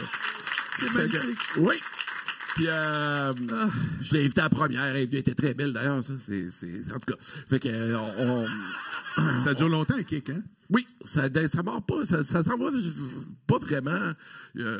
J'en souffre pas non plus, là, mais je veux dire, j'avais fait, ben, elle m'avait demandé, je me suis dit, à la première, je sais pas, je vais demander à ma blonde. On va voir après. Mais, non, c'est ça. Fait que j'avais été obligé de faire ça, puis dédouaner d'autres personnages ainsi comme ça. Fait que pour les prochains films, je l'ai su. Je fais attention à ce que j'écrivais. Enfin, au nom que j'empruntais plutôt, je dirais, là, parce que j'ai quand même toujours écrit. C'est quoi 95? Ben, comme je disais tout à l'heure, c'est ma naissance en tant que réalisateur. C'est quand j'ai été choisi par Donc, t'es dans Radio-Canada. les d'impro, tout ça que tu nous as parlé tantôt. Là. Non, au début, je fais juste... J'ouvre le film en 94, au mois de mai. On voit quel job que je faisais à cette époque-là. À cette époque-là, je fais... C'est que j'ai souffert, moi. À cette époque-là, j'étais vendeur itinérant de livres, OK? Eh boy! Ouais, c'est ça. J'avais des livres... j'avais 4 livres que je laissais en consigne dans certains endroits, comme des secrétariats. Souvent, tu laissais ça une semaine, puis les filles, puis les messieurs, ils checkaient ça un petit peu, puis on les fait... C'est pas pire, c'est combien? C'est 20$, il revient vendredi, le petit gars. Puis bon, blablabla. Fait que c'est ça que je faisais comme job. Puis je le faisais à l'Université Laval, mais on n'avait pas le droit de le faire là. Fait que je me faisais courir après, puis ça va être compliqué. Fait qu'en tout cas, le film ouvre là-dessus, explique où c'est que je suis au moment où je reçois l'appel de Radio-Can, me faire dire, écoute, on a vu un petit film que tu as fait, on est intéressé, viens nous rencontrer. Et là, je m'en vais aux entrevues là-bas et tout, je fais des films de sélection et je pars. Et j'ai 95, essentiellement, se concentre sur un moment dans ma course, parce que je vous rappelle, comme je l'ai dit tout à l'heure, c'est 20 films que tu as à faire. Donc, écoute, je peux pas raconter 6 mois de course.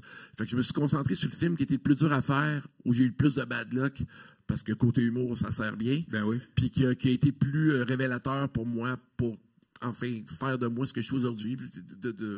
Faut voir le film pour comprendre la balance, mais je veux dire... C'est ça. Tu l'as tourné au même lieu que tu l'avais fait? Non. J'ai tourné l'Égypte au Maroc parce que tu peux pas vraiment tourner en Égypte. C'est compliqué. Il se mêle de tout. Mais tu n'as pas tourné au Saguenay. Tu as vraiment été dans un endroit exotique. Oui, au vrai Maroc. Là. Puis au Népal aussi. Vraiment? Le vrai Népal, oui. Wow. Oui. Haut, là. Oui, 5000 mètres. Ben ouais. Oui, on manque d'air. Là. Pour vrai? Oui, les fumeurs, ils trouvent ça rough. Ah ouais? Ah ouais, il voit la différence. Hey, je sais pas, mais sûrement, Simonac, écoute, moi, je fume pas, puis j'ai capoté. Là, fait que, tu es en hélicoptère, tu passes de 1200 mètres à 4008. Mais pourquoi, t'es où à ce moment-là, dans ta vie, dans ta vraie vie? Là? Dans ma vraie vie, je suis où, tu veux dire? Ben, quand est-ce que t'es allé au Népal? Pendant la course. OK. Parce que j'ai concentré ça sur un film que j'ai fait en Égypte, mais j'ai la fin de la course. En tout cas, la fin de mon film se passe au Népal. OK. Pour différentes raisons.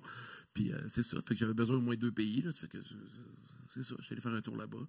Puis ça a été un pays bien marquant pour moi quand je suis allé. J'ai trouvé ça particulièrement. Puis dans ta trilogie, quand tu parles de fil, est-ce que toi, tu as un fil par film ou les 3 films ont un fil? Par film. Je peux pas travailler sur 3. Écoute, ça serait trop. D'abord, je savais pas que j'allais faire 3 films, encore moins 4. Donc, Tu penses en faire un 4e? C'est le 4e, 1995. Le film La course de Station Monde, oui, il s'appelle 1995. Okay, Marc, je suis Ricardo. Approche. Non, mais je les ai toutes vues. Je pensais que c'était le 3e. Non, c'est le 4e. Il y a 81, 87, 91, 95. Dans ma tête à moi, je voyais le chiffre 9, c'est pour ça que je me suis mêlé. Ben voilà. Mais c'est ça. Fait que c'est le 4e, puis j'ai jamais pensé en faire autant, puis là, ça donne comme ça, puis voilà. Je sais pas s'il y en aura un autre après, je pense pas, mais c'est pas impossible. Là. Tu fais-tu des publicités? Oui. Comme lesquelles? Ben, je sais que c'est ta voix Super C. Oui, ben ça, c'est à titre. Mais ça, c'est une voix. Ben, je fais du BMO, j'ai fait McDo, j'ai fait Belle. Mais qu'est-ce que tu fais en titre de réalisateur? Parce que c'est souvent... C'est ce que je te dis, j'ai tout fait. Là. Ah, tout cela, tu les as fait? Ben oui, j'ai fait Hydro, Belle. Wow. Je sais pas, moi, Saint-Hubert pendant 10 ans avec les vedettes. Là. God. Oui, donc celui avec Céline Dion. Est-ce que raconte? Oh non, c'est juste c'est juste que sur un tournage, habituellement, t'as la chaise du réalisateur avec mon nom de marqué dessus, c'est dur à rater. Ouais. Ben, quand je suis arrivé à ma chaise, voyons, son mari, comment il s'appelle? Renan Angélil? Ouais, il était assis dessus, puis j'ai fait, je vais le laisser là. Non, il était super quand même. Il regardait les dessins qu'on avait faits, tu sais, on fait des storyboards en pub. Oui. Puis il avait rappelé à l'agence, écoute, tout le monde était nerveux, il fallait qu'il nous parle, il avait dit qu'il fallait qu'il nous parle, puis là, le monde était autour de la table, là, dis pas de niaiserie. Ben non, je dirais pas de niaiserie, là. Là, on vous passe, monsieur Angélil, ce sera pas long. Là, oui, allô?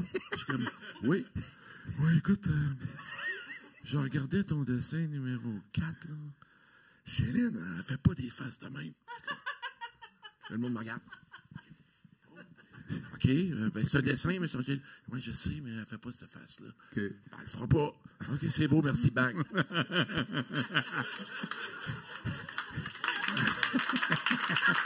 c'est pas ça. Non, c'est un moment de stress ultime. Ouais, c'est Saint-Hubert, qu'est-ce qu'il va nous dire? 30 secondes. Il aime pas la face du dessin. OK, c'est correct. OK. Mais, puis là, aussi, pendant le tournage, à la fin, il était comme, je pense qu'elle devrait regarder la caméra. C'était pas exactement ça qu'on avait prévu. Non, mais je pense qu'elle devrait regarder. Hey, sais-tu quoi? Elle va regarder la caméra. Céline, regarde la caméra un peu, là, qu'on ait du fun, hein? Christy d'Angélil, de mon ami. Non, mais en tout cas, il était super smart. Ben oui.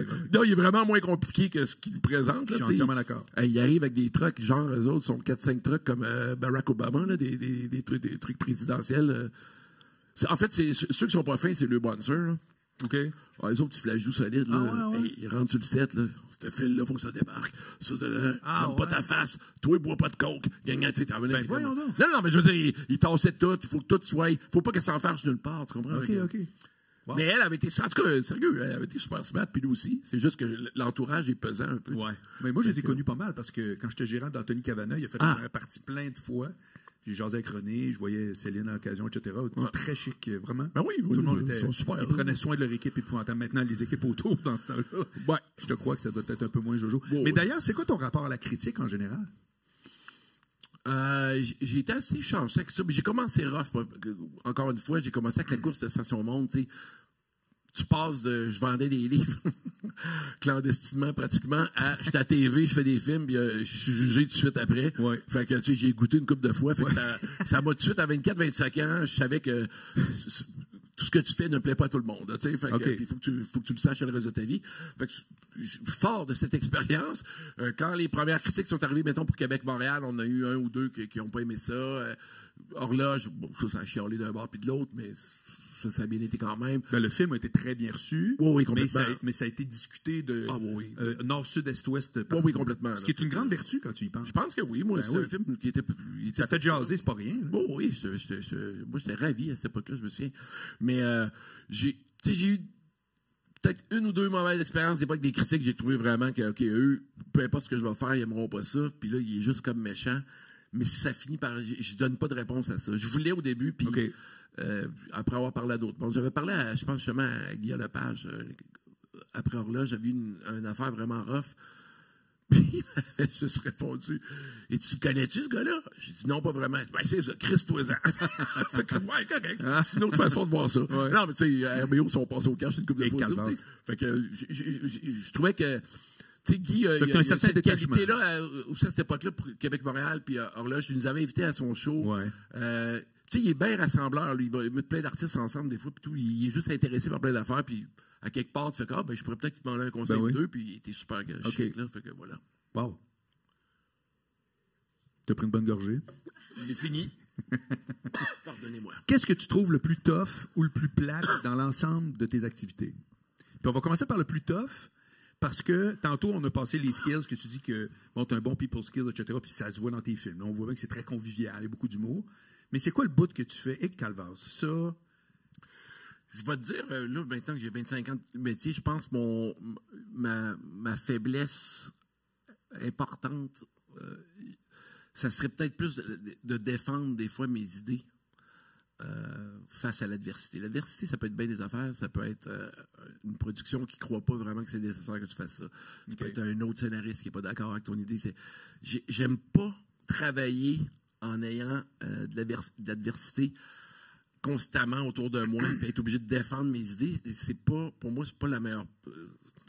c'est pas un bon climat. Okay. Quand je crée quelque chose, il faut que je sois dans l'harmonie, que ça aille bien. Quand on a des idées sur le fly, puis que je suis d'accord, puis j'ai une bonne idée, puis que le DOP dit oui, puis les premiers assistants disent ouais, là, c'est le fun, on a des ailes, ça va bien. Mais quand je suis dans un bureau en train de dire ben, j'aurais besoin de ça pour faire ça, puis on me dit non, là, blablabla, ou ça coûte trop, puis assez souvent, je vais trouver une autre solution plutôt que défendre ce que je voulais faire parce que ça va m'amener dans l'adversité. Tu comprends? Oui. T'es pas ton meilleur porte-parole. Du tout. Puis j'ai vu du monde comme Jean-Marc Vallée, des fois, qui sont complètement à l'opposé, mais d'autres comme non, c'est ça que j'ai demandé. Oui. Puis tu fais comme ça marche. Tu fais comme. C'est un skill, ça, que j'ai pas, que je trouve qui. Je l'ai eu des fois où certaines affaires, je pense qu'il y a certains producteurs ou productrices qui vont décider que c'est nécessaire. J'arrive à leur expliquer, mais ça sera pas en gueulant, puis il y en a d'autres, ils ont une meilleure grip là-dessus. Fait que ça, je trouve que c'est l'affaire qui est plus difficile pour moi, c'est de m'assurer que tout ce que j'ai besoin va être là. Le dernier film, j'ai eu pas mal tout ce que j'avais besoin, fait que je suis assez content, mais ça a rarement été le cas, en fait. Ouais. Puis c'est quoi ton lien avec d'autres réalisateurs québécois qu'on connaît? Est-ce que tu pas un grand lien. On se voit pas souvent.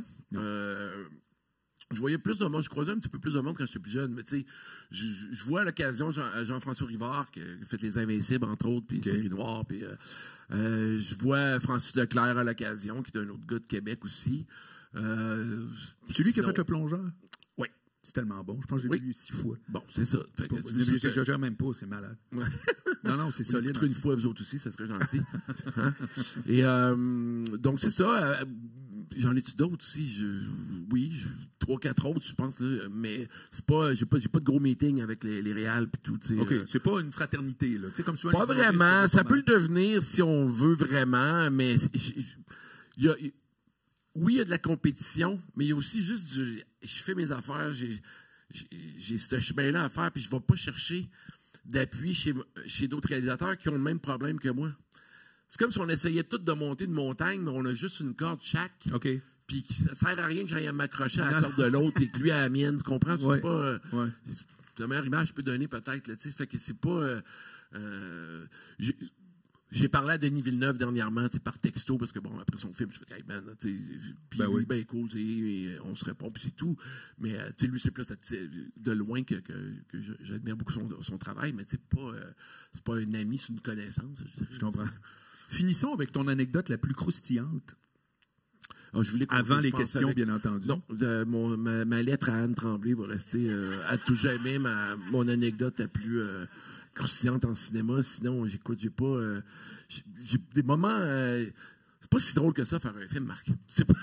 Non, mais ça se peut. J'ai pas de trucs. En fait, si j'avais des anecdotes bien graves, c'est parce que j'aurais eu des sales journées, des trucs qui auraient très mal été. Ça m'est pas arrivé encore. Fait que merci, là, parce que j'ai pas eu de bad luck majeur en tournage. Moi, je suis un collectionneur de petites bad luck, là, des paquets de bebelles constamment, ça. Oui, ça me sert beaucoup dans mes scénarios, d'ailleurs. Mais des bad luck générales en professionnel, j'en ai pas eu encore. Mais... T'as jamais eu une présentation que t'as fallu que tu fasses qui a mal été? T'as jamais fait une... T'as pas souvenir du... j'ai le souvenir dans le monde professionnel d'une bad luck, oui, mais je peux bien le dire. C'est en 2002 ou 2003. Les rendez-vous du cinéma québécois sont à la Cinémathèque. Puis la veille ou l'avant-veille, il y a la présidente qui m'appelle, elle dit vas-tu passer mercredi soir, il y a le 5 à 7, blablabla. Ben, je dis oui, je peux bien, tu sais. Mais moi, elle me dit comme tu viens-tu un 5 à 7 mercredi? Je dis oui, je vais y aller. Ouais. Ce qui fait que le mercredi, vers 2h d'après-midi, à cette époque-là, je fumais du pot, j'en fume pas mal. C'est fini. J'ai fait un bad trip en 2003, c'est même pas une blague. Ça... Ben, t'en as une anecdote, ça? Oui, mais j'avais pas fini, là. Fait que là, moi, j'étais gelé relativement pas mal vers 15h15. Quand je décide c'est vrai, il faut que j'arrive au 5 à 7 puis tout. Et j'arrive au 5 à 7, peut-être à 5h30, OK? Je dis peut-être parce que c'est ça. Je me souviens à peu près de ça. Et je me souviens juste, il y a une foule, là. Puis j'arrive de la porte du fond. Puis là, en avant, c'est exactement comme ça. Il y a 3 sièges. Fait que, je sais plus, il y a un réalisateur, il y a une animatrice, puis là, il y a un siège vide avec un micro.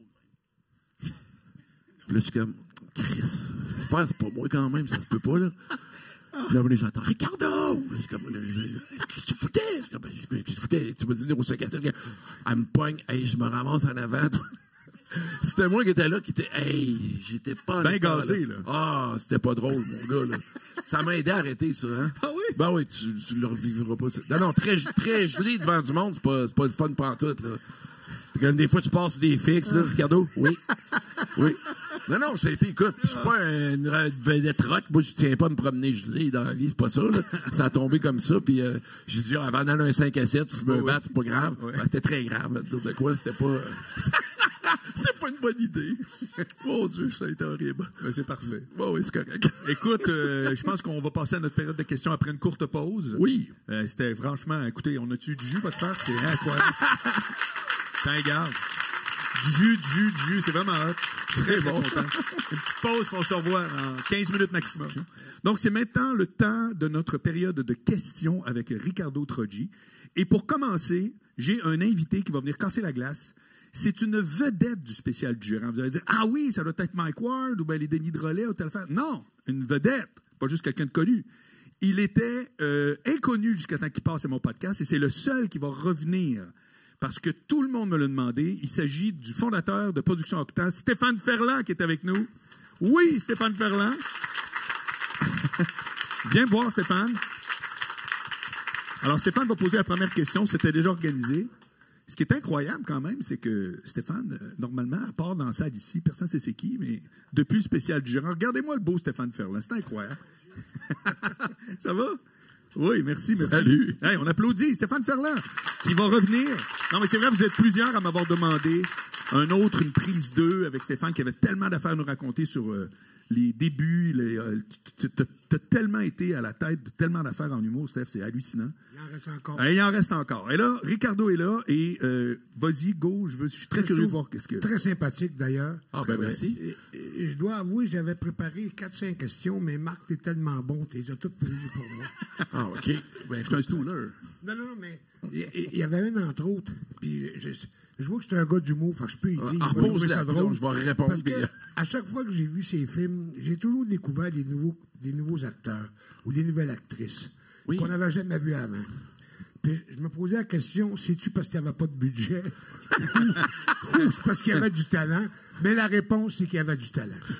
D'ailleurs, peut-être un mélange des deux. Peut-être un mélange des deux, mais Sandrine Bisson. Oui. Écoute, extraordinaire. Ah, je sais. Moi, la scène en Italie où tu as perdu tes papiers, puis écoute, dans l'espace de 15 secondes, elle engueule son fils, son mari, elle s'allume une cigarette, puis elle raccroche le téléphone. Je broyais. Je vous parlais tout à l'heure des blockings, des mises en place qu'on fait. Ouais. Puis que les gens, les techniciens, je peux te dire que quand Sandrine elle vient faire une mise en place, tout le monde arrête de travailler. Il vient checker. Oh oui. Là, ouais. De film en film, c'est pire parce qu'évidemment, le monde sont comme non, on va voir ça. Là. Puis Sandrine a fait quelque chose que d'autres acteurs font pas. C'est-à-dire que quand on fait une mise en place, la première répétition de la scène, plusieurs acteurs vont se donner à 75-80. Ils se gardent du jus pour quand on va dire action. Pas Sandrine. Sandrine, c'est une pratique. Elle s'en calisse. Ça va être dans le tapis en partant. Ouais. Ah oui, c'est... Fait que ta voix à 5, ta voix tout de suite, il est 7h08 du matin, ça crie dans la cabane.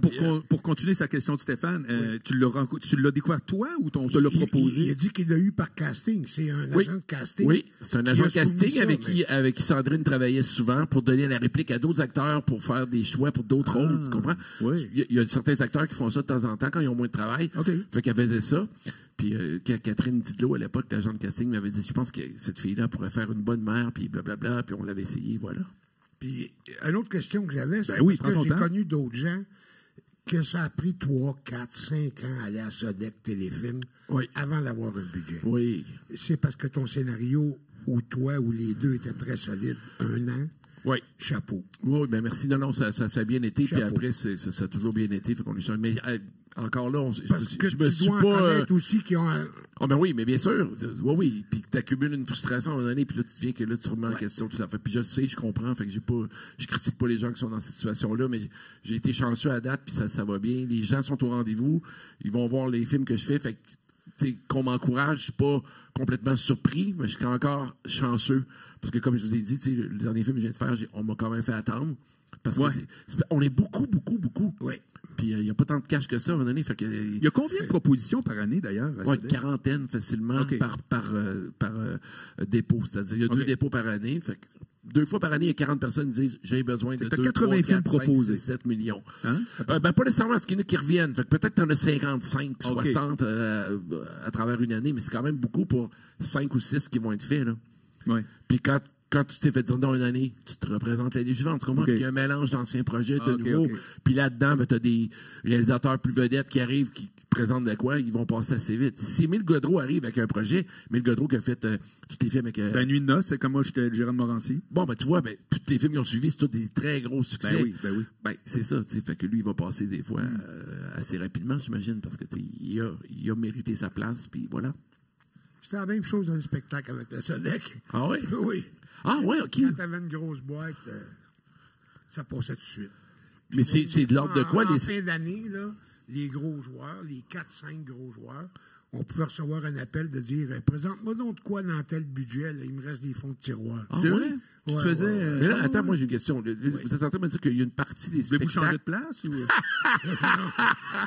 Non, mais lui, il jase, fais bien attention. Oui, mais j'ai une petite dernière. Vous êtes en train de me dire que pour le spectacle aussi, la Sodec participe aux subventions. C'est de l'ordre de quoi à peu près en pourcentage? Ah, mon Dieu. Les gros joueurs allaient chercher, à part les autres budgets, là. Ça jouait entre 150 et 175 000 par année sur l'ensemble des produits. Okay. Mais après ça, tu avais de l'aide à la tournée, tu avais toutes sortes d'autres volets qu'on pouvait aller chercher facilement à 300 000 400 000. C'est bien peu à côté des festivals, exemple. Oui. Ça, c'est des budgets pharaoniques, là. OK. Mais moi, j'ai une question. Oui. Ever. Quelle est ta grande idole de réalisateur? Ever, là. On part de Charlie Chaplin, aller à tout le monde. Québécois, international, italien. Québécois, j'aimerais en parler. Ça a été André Melançon. Quand j'avais 12-13 ans, je le voyais des fois aller à Michel Jasmin. Ouais. Il n'y avait pas beaucoup de réalisateurs à la TV sur qui, tu sais, tu viens, c'est à l'époque qu'il y avait 2 humoristes, Yvon Deschamps et Pierre Lebel. Voilà, je l'avais dit. T'entendais ce nom-là, puis tu partais à courir, t'en allais dans la TV. Ouais. C'est une drôle d'époque. Au début des années 80, il y avait 2 comiques au Québec, ça a l'air. Les autres, il y avait... En tout cas, bon. Alors moi, quand je voyais André Melançon, je trouvais que c'était un vulgarisateur hors pair. Il donnait le goût de faire ça. Il avait l'air intelligent, mais pas prétentieux. Je le trouvais, j'aimerais ça être ce gars-là. Puis il avait fait La Guerre des Tucs. Après, il a fait Rafale. Il a fait, Cher Olivier. Il a fait une couple d'affaires vraiment pas bien, lui. Puis je le trouvais plus facile d'accès, moi, que quand j'avais 12-13 ans, que, mettons, Denis Arcand. que tu découvres après vers 16, 17, 18, 20 ans. Puis bon, il est très chouette lui aussi, mais d'un autre type de cinéma. T'sais. Mais moi, c'était André Melançon, le premier qui m'a accroché là-dessus, puis qui m'a donné surtout, c'est là que ça devient intéressant, c'est que lui, il dit, OK, ce monsieur-là, il parle en français, c'est un Québécois, il a l'air à faire ce job-là, donc on peut faire ce job-là ici si on se donne vraiment. C'est juste, c'est accessible. Oui, finalement, c'est possible de faire ça, et ce type-là était mon idole à cette époque-là. Après, j'ai trippé Woody Allen, j'ai tout écouté pendant 3 jours, à peu près vers 20 ans. Hors Québec, ce serait-tu lui, Woody Allen? Ça a dû l'être à un moment donné, oui, j'imagine, avant qu'il se marie avec sa fille. Mais, tu sais, il est moins à la mode qu'il l'était, là, depuis le gars. Puis, fait que c'est Cassivi en parle ce matin, aujourd'hui dans la presse, c'est drôle. Hein? Ah, je sais pas. Il y a un article carrément sur lui. Tout à fait. Ouais. Qu'est-ce qu'il dit?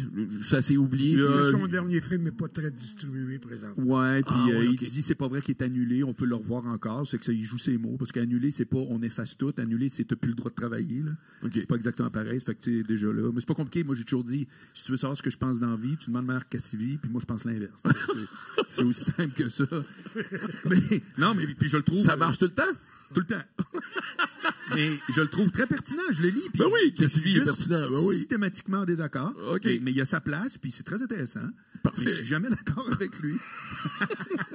Bref. C'est intéressant, ça. Dernière question. C'est très bon. Si tu avais un fantasme. Mais là, c'est pas le but du podcast, là. Non. Ça, c'est sexe oral. Un acteur, c'est avec une 2 actrice, filles. around the world, que tu aimerais diriger. J'aurais aimé diriger son nom m'échappe, c'est ça qui est fou. Il a joué dans le gars qui faisait le pianiste. L'acteur qui faisait le pianiste. Oui. Il a un bon pif, là. Oui. Ouais, lui, à l'époque où je rêvais de faire un film sur les hordes de Vinci, j'aurais aimé ça que ce soit lui. OK. Puis je m'étais fait un truc, là. Y a-tu quelqu'un qui se souvient de son nom? Oui, voilà, merci. Adrian Voilà. Brody. Ouais. Moi, je l'appelle le gars. Ouais. Il n'y en a rien Ça. qu'un. Puis actrice 2, Jessica Lange, mais elle est moins à mode maintenant, malheureusement. Ou la presque suédoise. Voyons, c'est quoi son nom? Greta Thunberg. Pas du tout, Marc. Voyons, le film avec... j'ai oublié tous les noms. Attends, je vais l'avoir. Le film qui se passe à Tokyo avec Bill Murray. Ah oui, Johansson. Oui. Oui. Son prénom? Scarlett Johansson. Voilà. Oui. Elle, je serais game de lamper d'ado. Ah ouais? C'est pas ça qu'il m'aurait dit Monica Bellucci. Mais... Ouais, non. Je pense que la vérité, c'est que oui, Monica, mais je pense qu'elle est moins bonne actrice que Scarlett. Et puis, mettons, il fallait que j'en marie une des deux. Non. Ça va mal quand se marier une qui est moins bonne, que tu la trouves moins. Je sais pas, tu comprends-tu? Je faisais une blague parce que c'est vraiment une actrice. Parce qu'il y a des gens qui disent, ben moi, celle-là ou lui, je rêverais de tourner avec. Mais c'est des très bons choix. Oh, merci. Merci, Stéphane. Stéphane Ferland, madame. À bientôt. Très fort. Qui a la prochaine question? Très hâte de voir qui. Oui? Non? Écoutez, vous avez Ricardo Troggi qui est là, live. C'est quand même extraordinaire. Oui? OK? Venez-vous-en, Parfait. pas mal. Hey, le prochain coup, je vais avoir la musique de Price is Right. Quel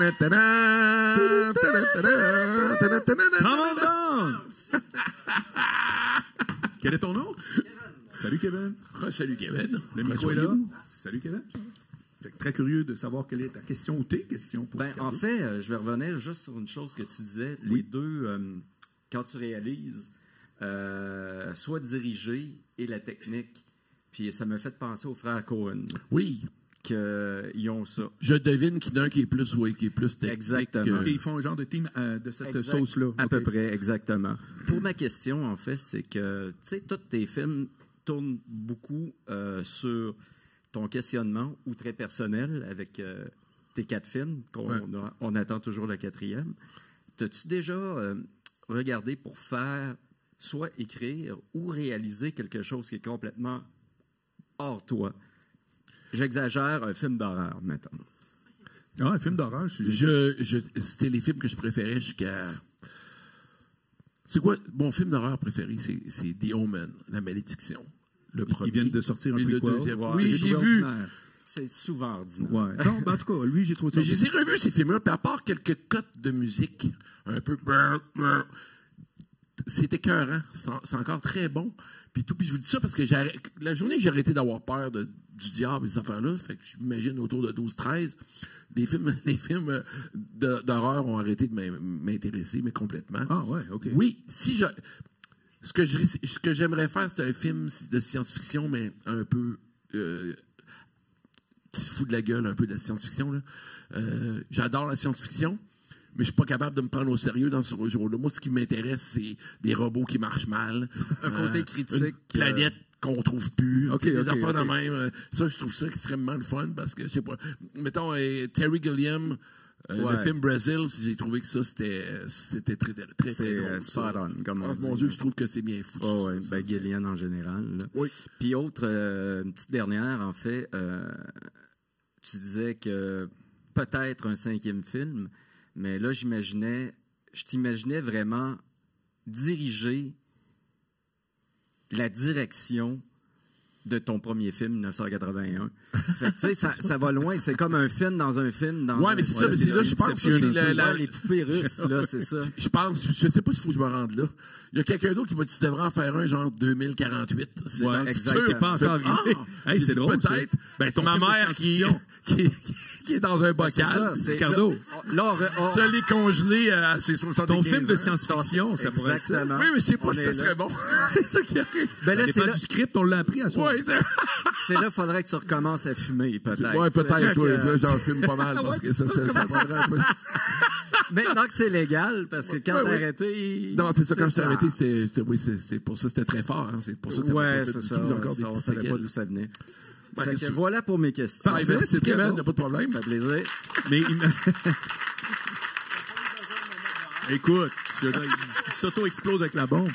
Mais par contre, je veux rebondir sur les films d'horreur. Je suis surpris que si tôt ça t'a démotivé. Ouais. Parce que moi, c'est encore ma catégorie favorite. Qu'est-ce que t'aimes là-dedans? Ben, je pense que c'est parce que je trouve que c'est les films les plus durs à faire. Je trouve qu'un film d'horreur, là, tu peux l'échapper à rien. Si les acteurs, tu y crois pas, c'est fini. Évidemment, si le scénario est moche, c'est fini. Oui. Si c'est réalisé de façon un petit peu boche, tu t'embarques pas. Je trouve que tous les départements sont tellement fragiles que c'est... Oui. Vois-tu, Smile, j'ai trouvé ça extrêmement bon. Ça m'a OK. vraiment fait freaker. OK. Puis je trouve que année après année, personne bat Exorcist. J'ai vu les Chambres Rouges. J'ai trouvé ça très bien fait, mais Ah, plate. moi, j'ai trouvé ça extrêmement bien fait aussi. Mais c'est plate. C'est pas le fun. C'est pas un film d'horreur, Ricardo. Pourquoi tu parles de ça? Ben, je pense que c'est un film stressant. Ça se peut-tu? Mais j'ai trouvé ça très bien fait, en tout cas. Moi, C'est stressant, je me disais, quand elle s'achève. Non, mais... Ben, tu sauras que Marc Cassivi pense pas comme toi. Ben, exactement. Non, C'est c'est quand même ce détail-là. Quelle est la prochaine question, mes amis? On vous attend.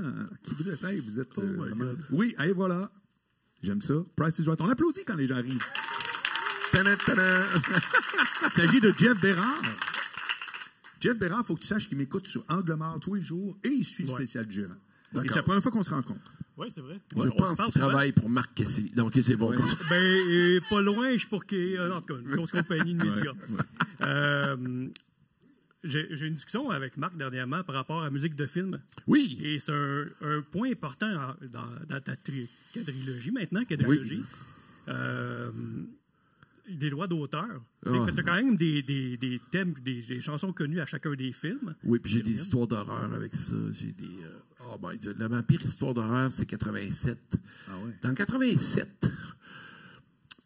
Bon, pour ceux qui connaissent bien le film, même, enfin, pour ceux qui le connaissent moins bien, je vais expliquer. Dans 87, il est question à un moment donné que ma blonde... avec un gars qui ressemble à Bono. OK. Pas Bono, évidemment, mais sa raison, c'est qu'il ressemblait à Bono, puis tout, fait que ça, c'est en tout cas une raison de tête de 17 ans. Et donc, j'en parle un petit peu de YouTube dans le film, et à la fin du film, en ce moment, c'est une chanson, je pense, d'OMD qui est là. Non, c'est quand la sœur... non, à la fin, c'est ça. Quand la sœur sort de la chambre, c'est une tourne de qui? C'est...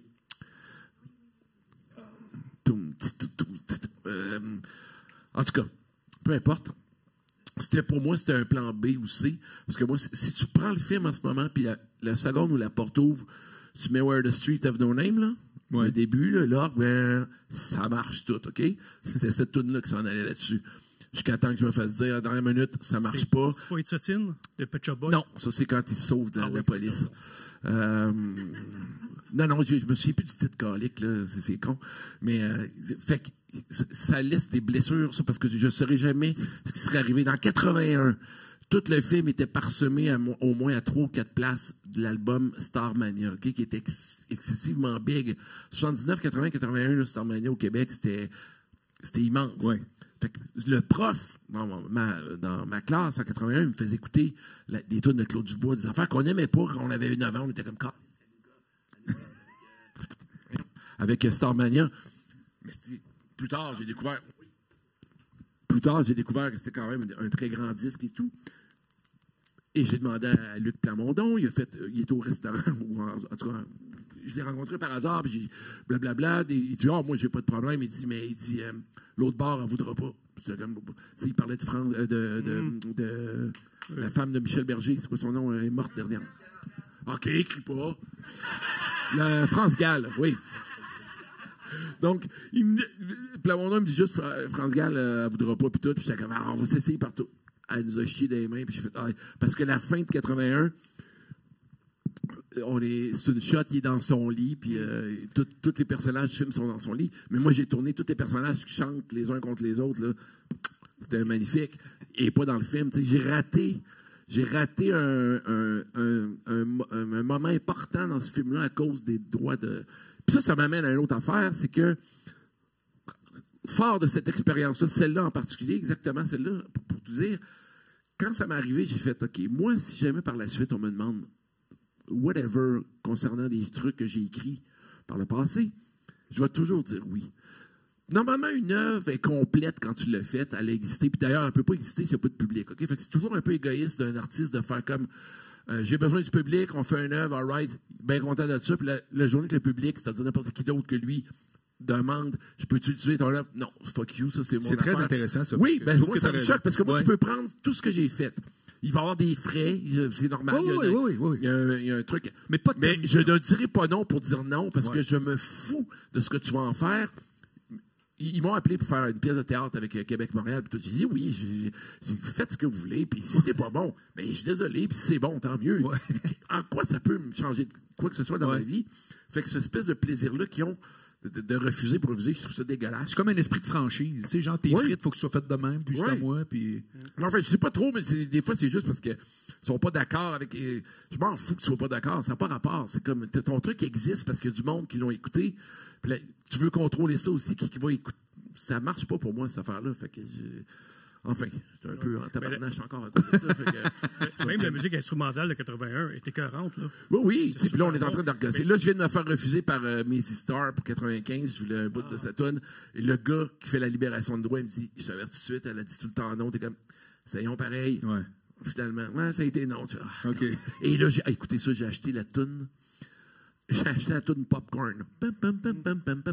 Que je fais comme, bon, c'est une toune niaiseuse, ça va comme, hey, ça coûte une fortune. Sérieux? 30 000 US. Ben, voyons donc. Puis là, pour une toune? Oui, mais après, j'ai fait le calcul, j'ai fait, chaque fois que quelqu'un a besoin d'une toune, la toune la plus niaiseuse possible, tout le monde pense à celle-là. Ouais. Sa planète Terre. Aïe. Fait que là, j'appelle le gars, je pour acheter la toune, il dit, je t'avertis, ils sont vraiment pas fins, Popcorn. Je suis comme, voyons, c'est tellement niaiseux, cette toune-là. Ouais. Comment ils peuvent être pas fins? Il dit, ah non, ils sont chiants. Il dit, ils rappellent pas tout de suite. Ils ont comme le gros bout du. Toute la planète appelle là, donc ils ont besoin d'une toune conne. Fait que les autres sont rendus comme un peu prétentieux. C'est la connerie, c'est nous, ça les Ah non, c'est comme s'il y avait un imitateur d'Elvis. Ouais. Puis il y a une époque, en TV, quand on avait besoin d'une toune, écoutez ça, de David Bowie, ben lui, c'était pratique. Tu avais une réponse en 48 heures et la seule règle était la suivante. Tu mélanges pas dans la même scène drogue, sexe puis violence. Si les 3 éléments sont dans la même scène, puis tu veux une toune de Bowie, c'est non systématique. Okay. Si t'en as 2, c'est oui. Organise-toi avec... T'en as un autre qui est un grand artiste, puis fait comme, hey, faites ma toune, fait 42 ans. Ouais. Fais ce que tu veux, mon calice. Tu changes rien à ce que j'ai fait, tu comprends? Je vois pas comment ils peuvent amoindrir une œuvre qui a été faite il y a 20 ans parce que de la nouvelle utilisation. C'est très corpo comme idée. Hein? Mais oui, c'est complètement absurde. C'est bon. Ben, merci. Oui. C'est bon, Jeff. Non, je veux continuer à parler de ça. Bravo, Jeff. Très fort. Tu peux laisser là. Oui. Qui est le prochain? On prend encore 2 questions. Vous avez 2 places. Ah! Déjà, on voit une crinquée. En anglais, s'il vous plaît. Non. Ah! OK. C'est-tu... Ben oui, ton nom, c'est... Myriam. Bonjour, Myriam. Mais C'est que Myriam, un peu, c'est le fameux « j'ai une question, c'est pour une amie ». Là, Non, c'est vrai, c'est ma Ma cousine cousine Karine. Sandra fait dire tu dois 5 piastres. C'est ma cousine Karine Boisvert qui était supposée être ici ce soir puis elle est OK. à l'urgence cette semaine. Et là, tu as écrit sa question. Non, elle m'a écrit, regarde. Wow! Fait que j'ai demandé les Non, ben questions qu'elle avait pour toi. Oh mon Dieu, OK. Fait que j'ai 2 questions, parce que la première, elle a déjà été répondue. As-tu quand même- déjà... Oui. Oui, c'est super. Oui, oui. Est-ce que tu as déjà...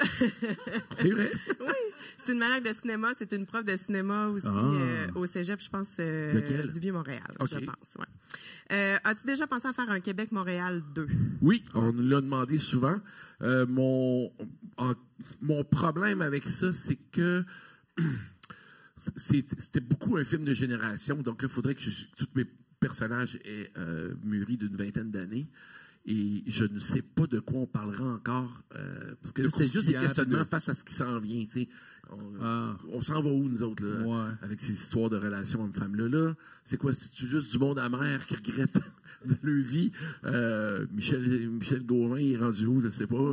On avait pensé les mettre dans un vol aussi, peut-être. Ils s'en vont tous à Cuba. Je ne sais pas trop, tu sais, dans un avion. OK. Bon, on y a songé une couple de fois, mais à date, on n'a pas assez de... Mais ça pourrait être un Québec-Montréal avec, au contraire, un casting de 20 ans à 25 ans. Ah, peut-être, mais ça, je préférais que des jeunes le fassent. OK. Tu sais, comme je venais de vous dire, là, moi, ben, prenez le scénario, refaites-le, je m'en fous. Là, c'est- Parce qu'à l'époque, c'était ta génération. Complètement, puis il n'y a personne qui pouvait nous assister. C'est là-dessus qu'on allait chercher notre courage, je pense. C'est comme que tu avais un journaliste de 40-50 ans qui venait te voir, tu dis, mais comment vous pouvez présenter que... Man, j'ai 26 ans, puis je pense ça. Qu'est-ce que tu veux, je te dis? C'est tout, Je suis là. un résultat de ce qui se passe Ben, ici. voilà. Je suis pas complètement débile. Je suis allé à l'école aussi, mais je pense quand même ça, avec lequel tu n'es pas du tout d'accord. Puis sais-tu quoi? Ça se peut que ça change dans 5 ans. Ça a changé, puis c'est correct, faut pas paniquer. Les jeunes disent des trucs des fois, puis on change, puis ça fait juste partie de la vie. Il n'y a pas de mal là-dedans. On arrête de fumer du pot aussi. Oui, ça, c'est un conseil personnel. Est-ce que tu as déjà pensé à transposer le concept d'horloge biologique en série télé? Série télé, on m'a demandé de le faire pour 81, on m'a demandé de le faire pour Québec-Montréal, mais pas pour Horloge.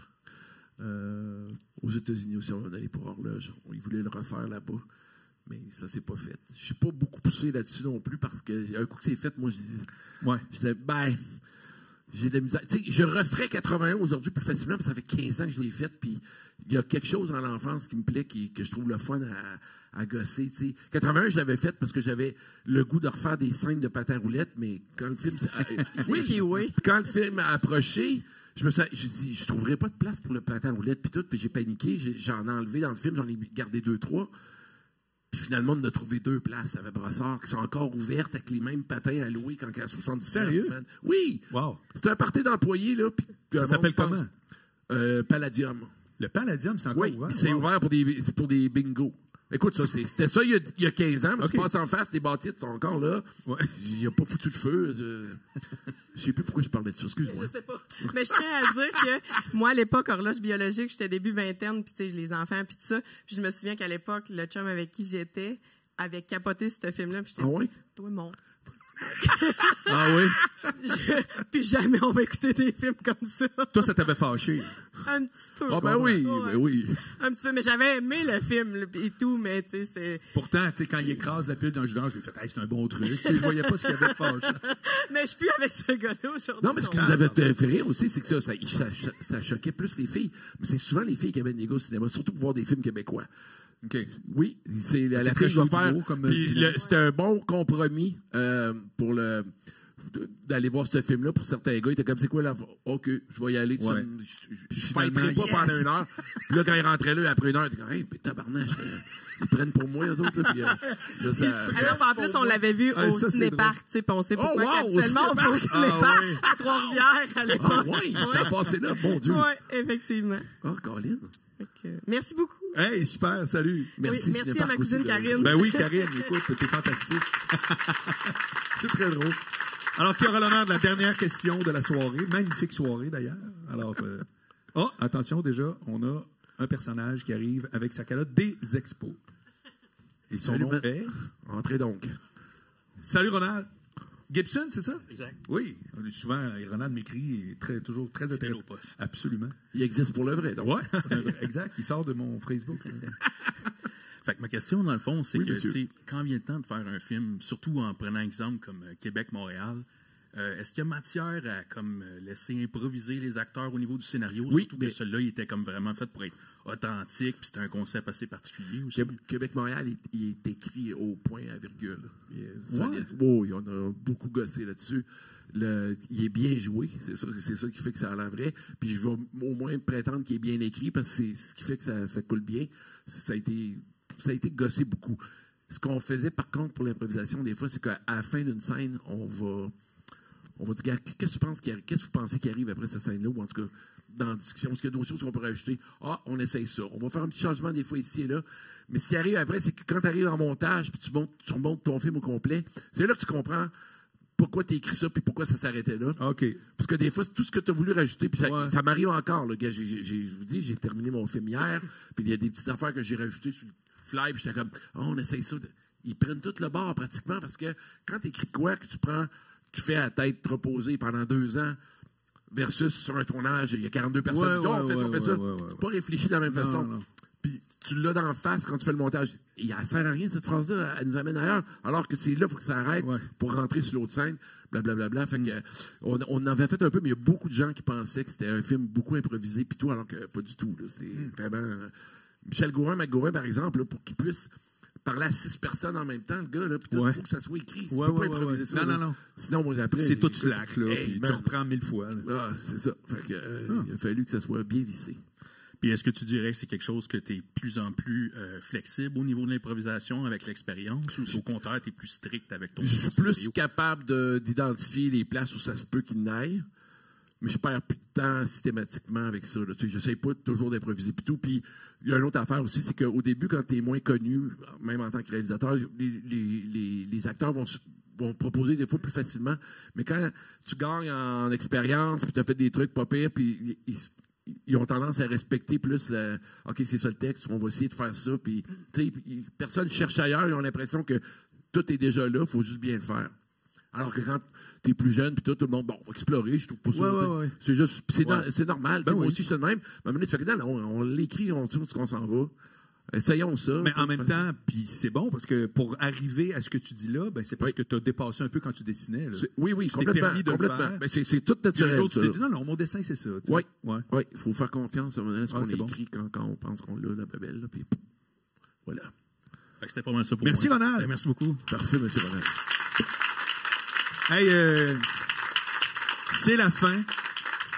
Je veux vraiment remercier Ricardo qui a été un invité pour mon premier live au-delà de toute espérance, c'est-à-dire que je pensais que ça allait être là et finalement ça a été On le est même. là, buddy. Non, il est vraiment. T'es un excellent invité. Merci. Le mot est quétaine, généreux, mais c'est quand même vrai. Mais t'es surtout très coloré, puis c'est le fun. Puis tu vas au fond de toutes les questions. Il n'y a rien que je me disais, ouais, là, je ne vais pas y redemander 2 fois. Paf, ça arrive, c'est le même. Non, je te félicite. Ben, merci. Et pour l'ensemble de ton œuvre, moi, comme je te dis, franchement, c'est tout du monde qui sont déplacés, pas pour moi, ils sont déplacés pour toi, puis c'était vraiment très bon. Ben, moi, je me suis déplacé pour toi. Oui, donc, je sais, je trouve ça très. Je voulais juste te le dire. Merci 1000 fois. Écoutez, merci beaucoup tout le monde. Allez-vous-en pas, comme je vous dis, on va sortir à quelque part. Vous aviez juste à être ici présent. Mais c'était le premier, j'espère, d'une longue série. Puis c'est grâce à vous, c'est grâce à tout le monde qui était ici aujourd'hui. Puis je veux vous remercier infiniment. C'était magnifique. J'étais ravi. Et je veux vous dire à très bientôt, tout le monde. Et il y aura probablement, non, pas probablement, c'est sûr qu'il va y avoir une autre date d'un spécial du gérant live parce que ça a été bien trop le fun. Salut tout le monde. Bye bye. Ciao.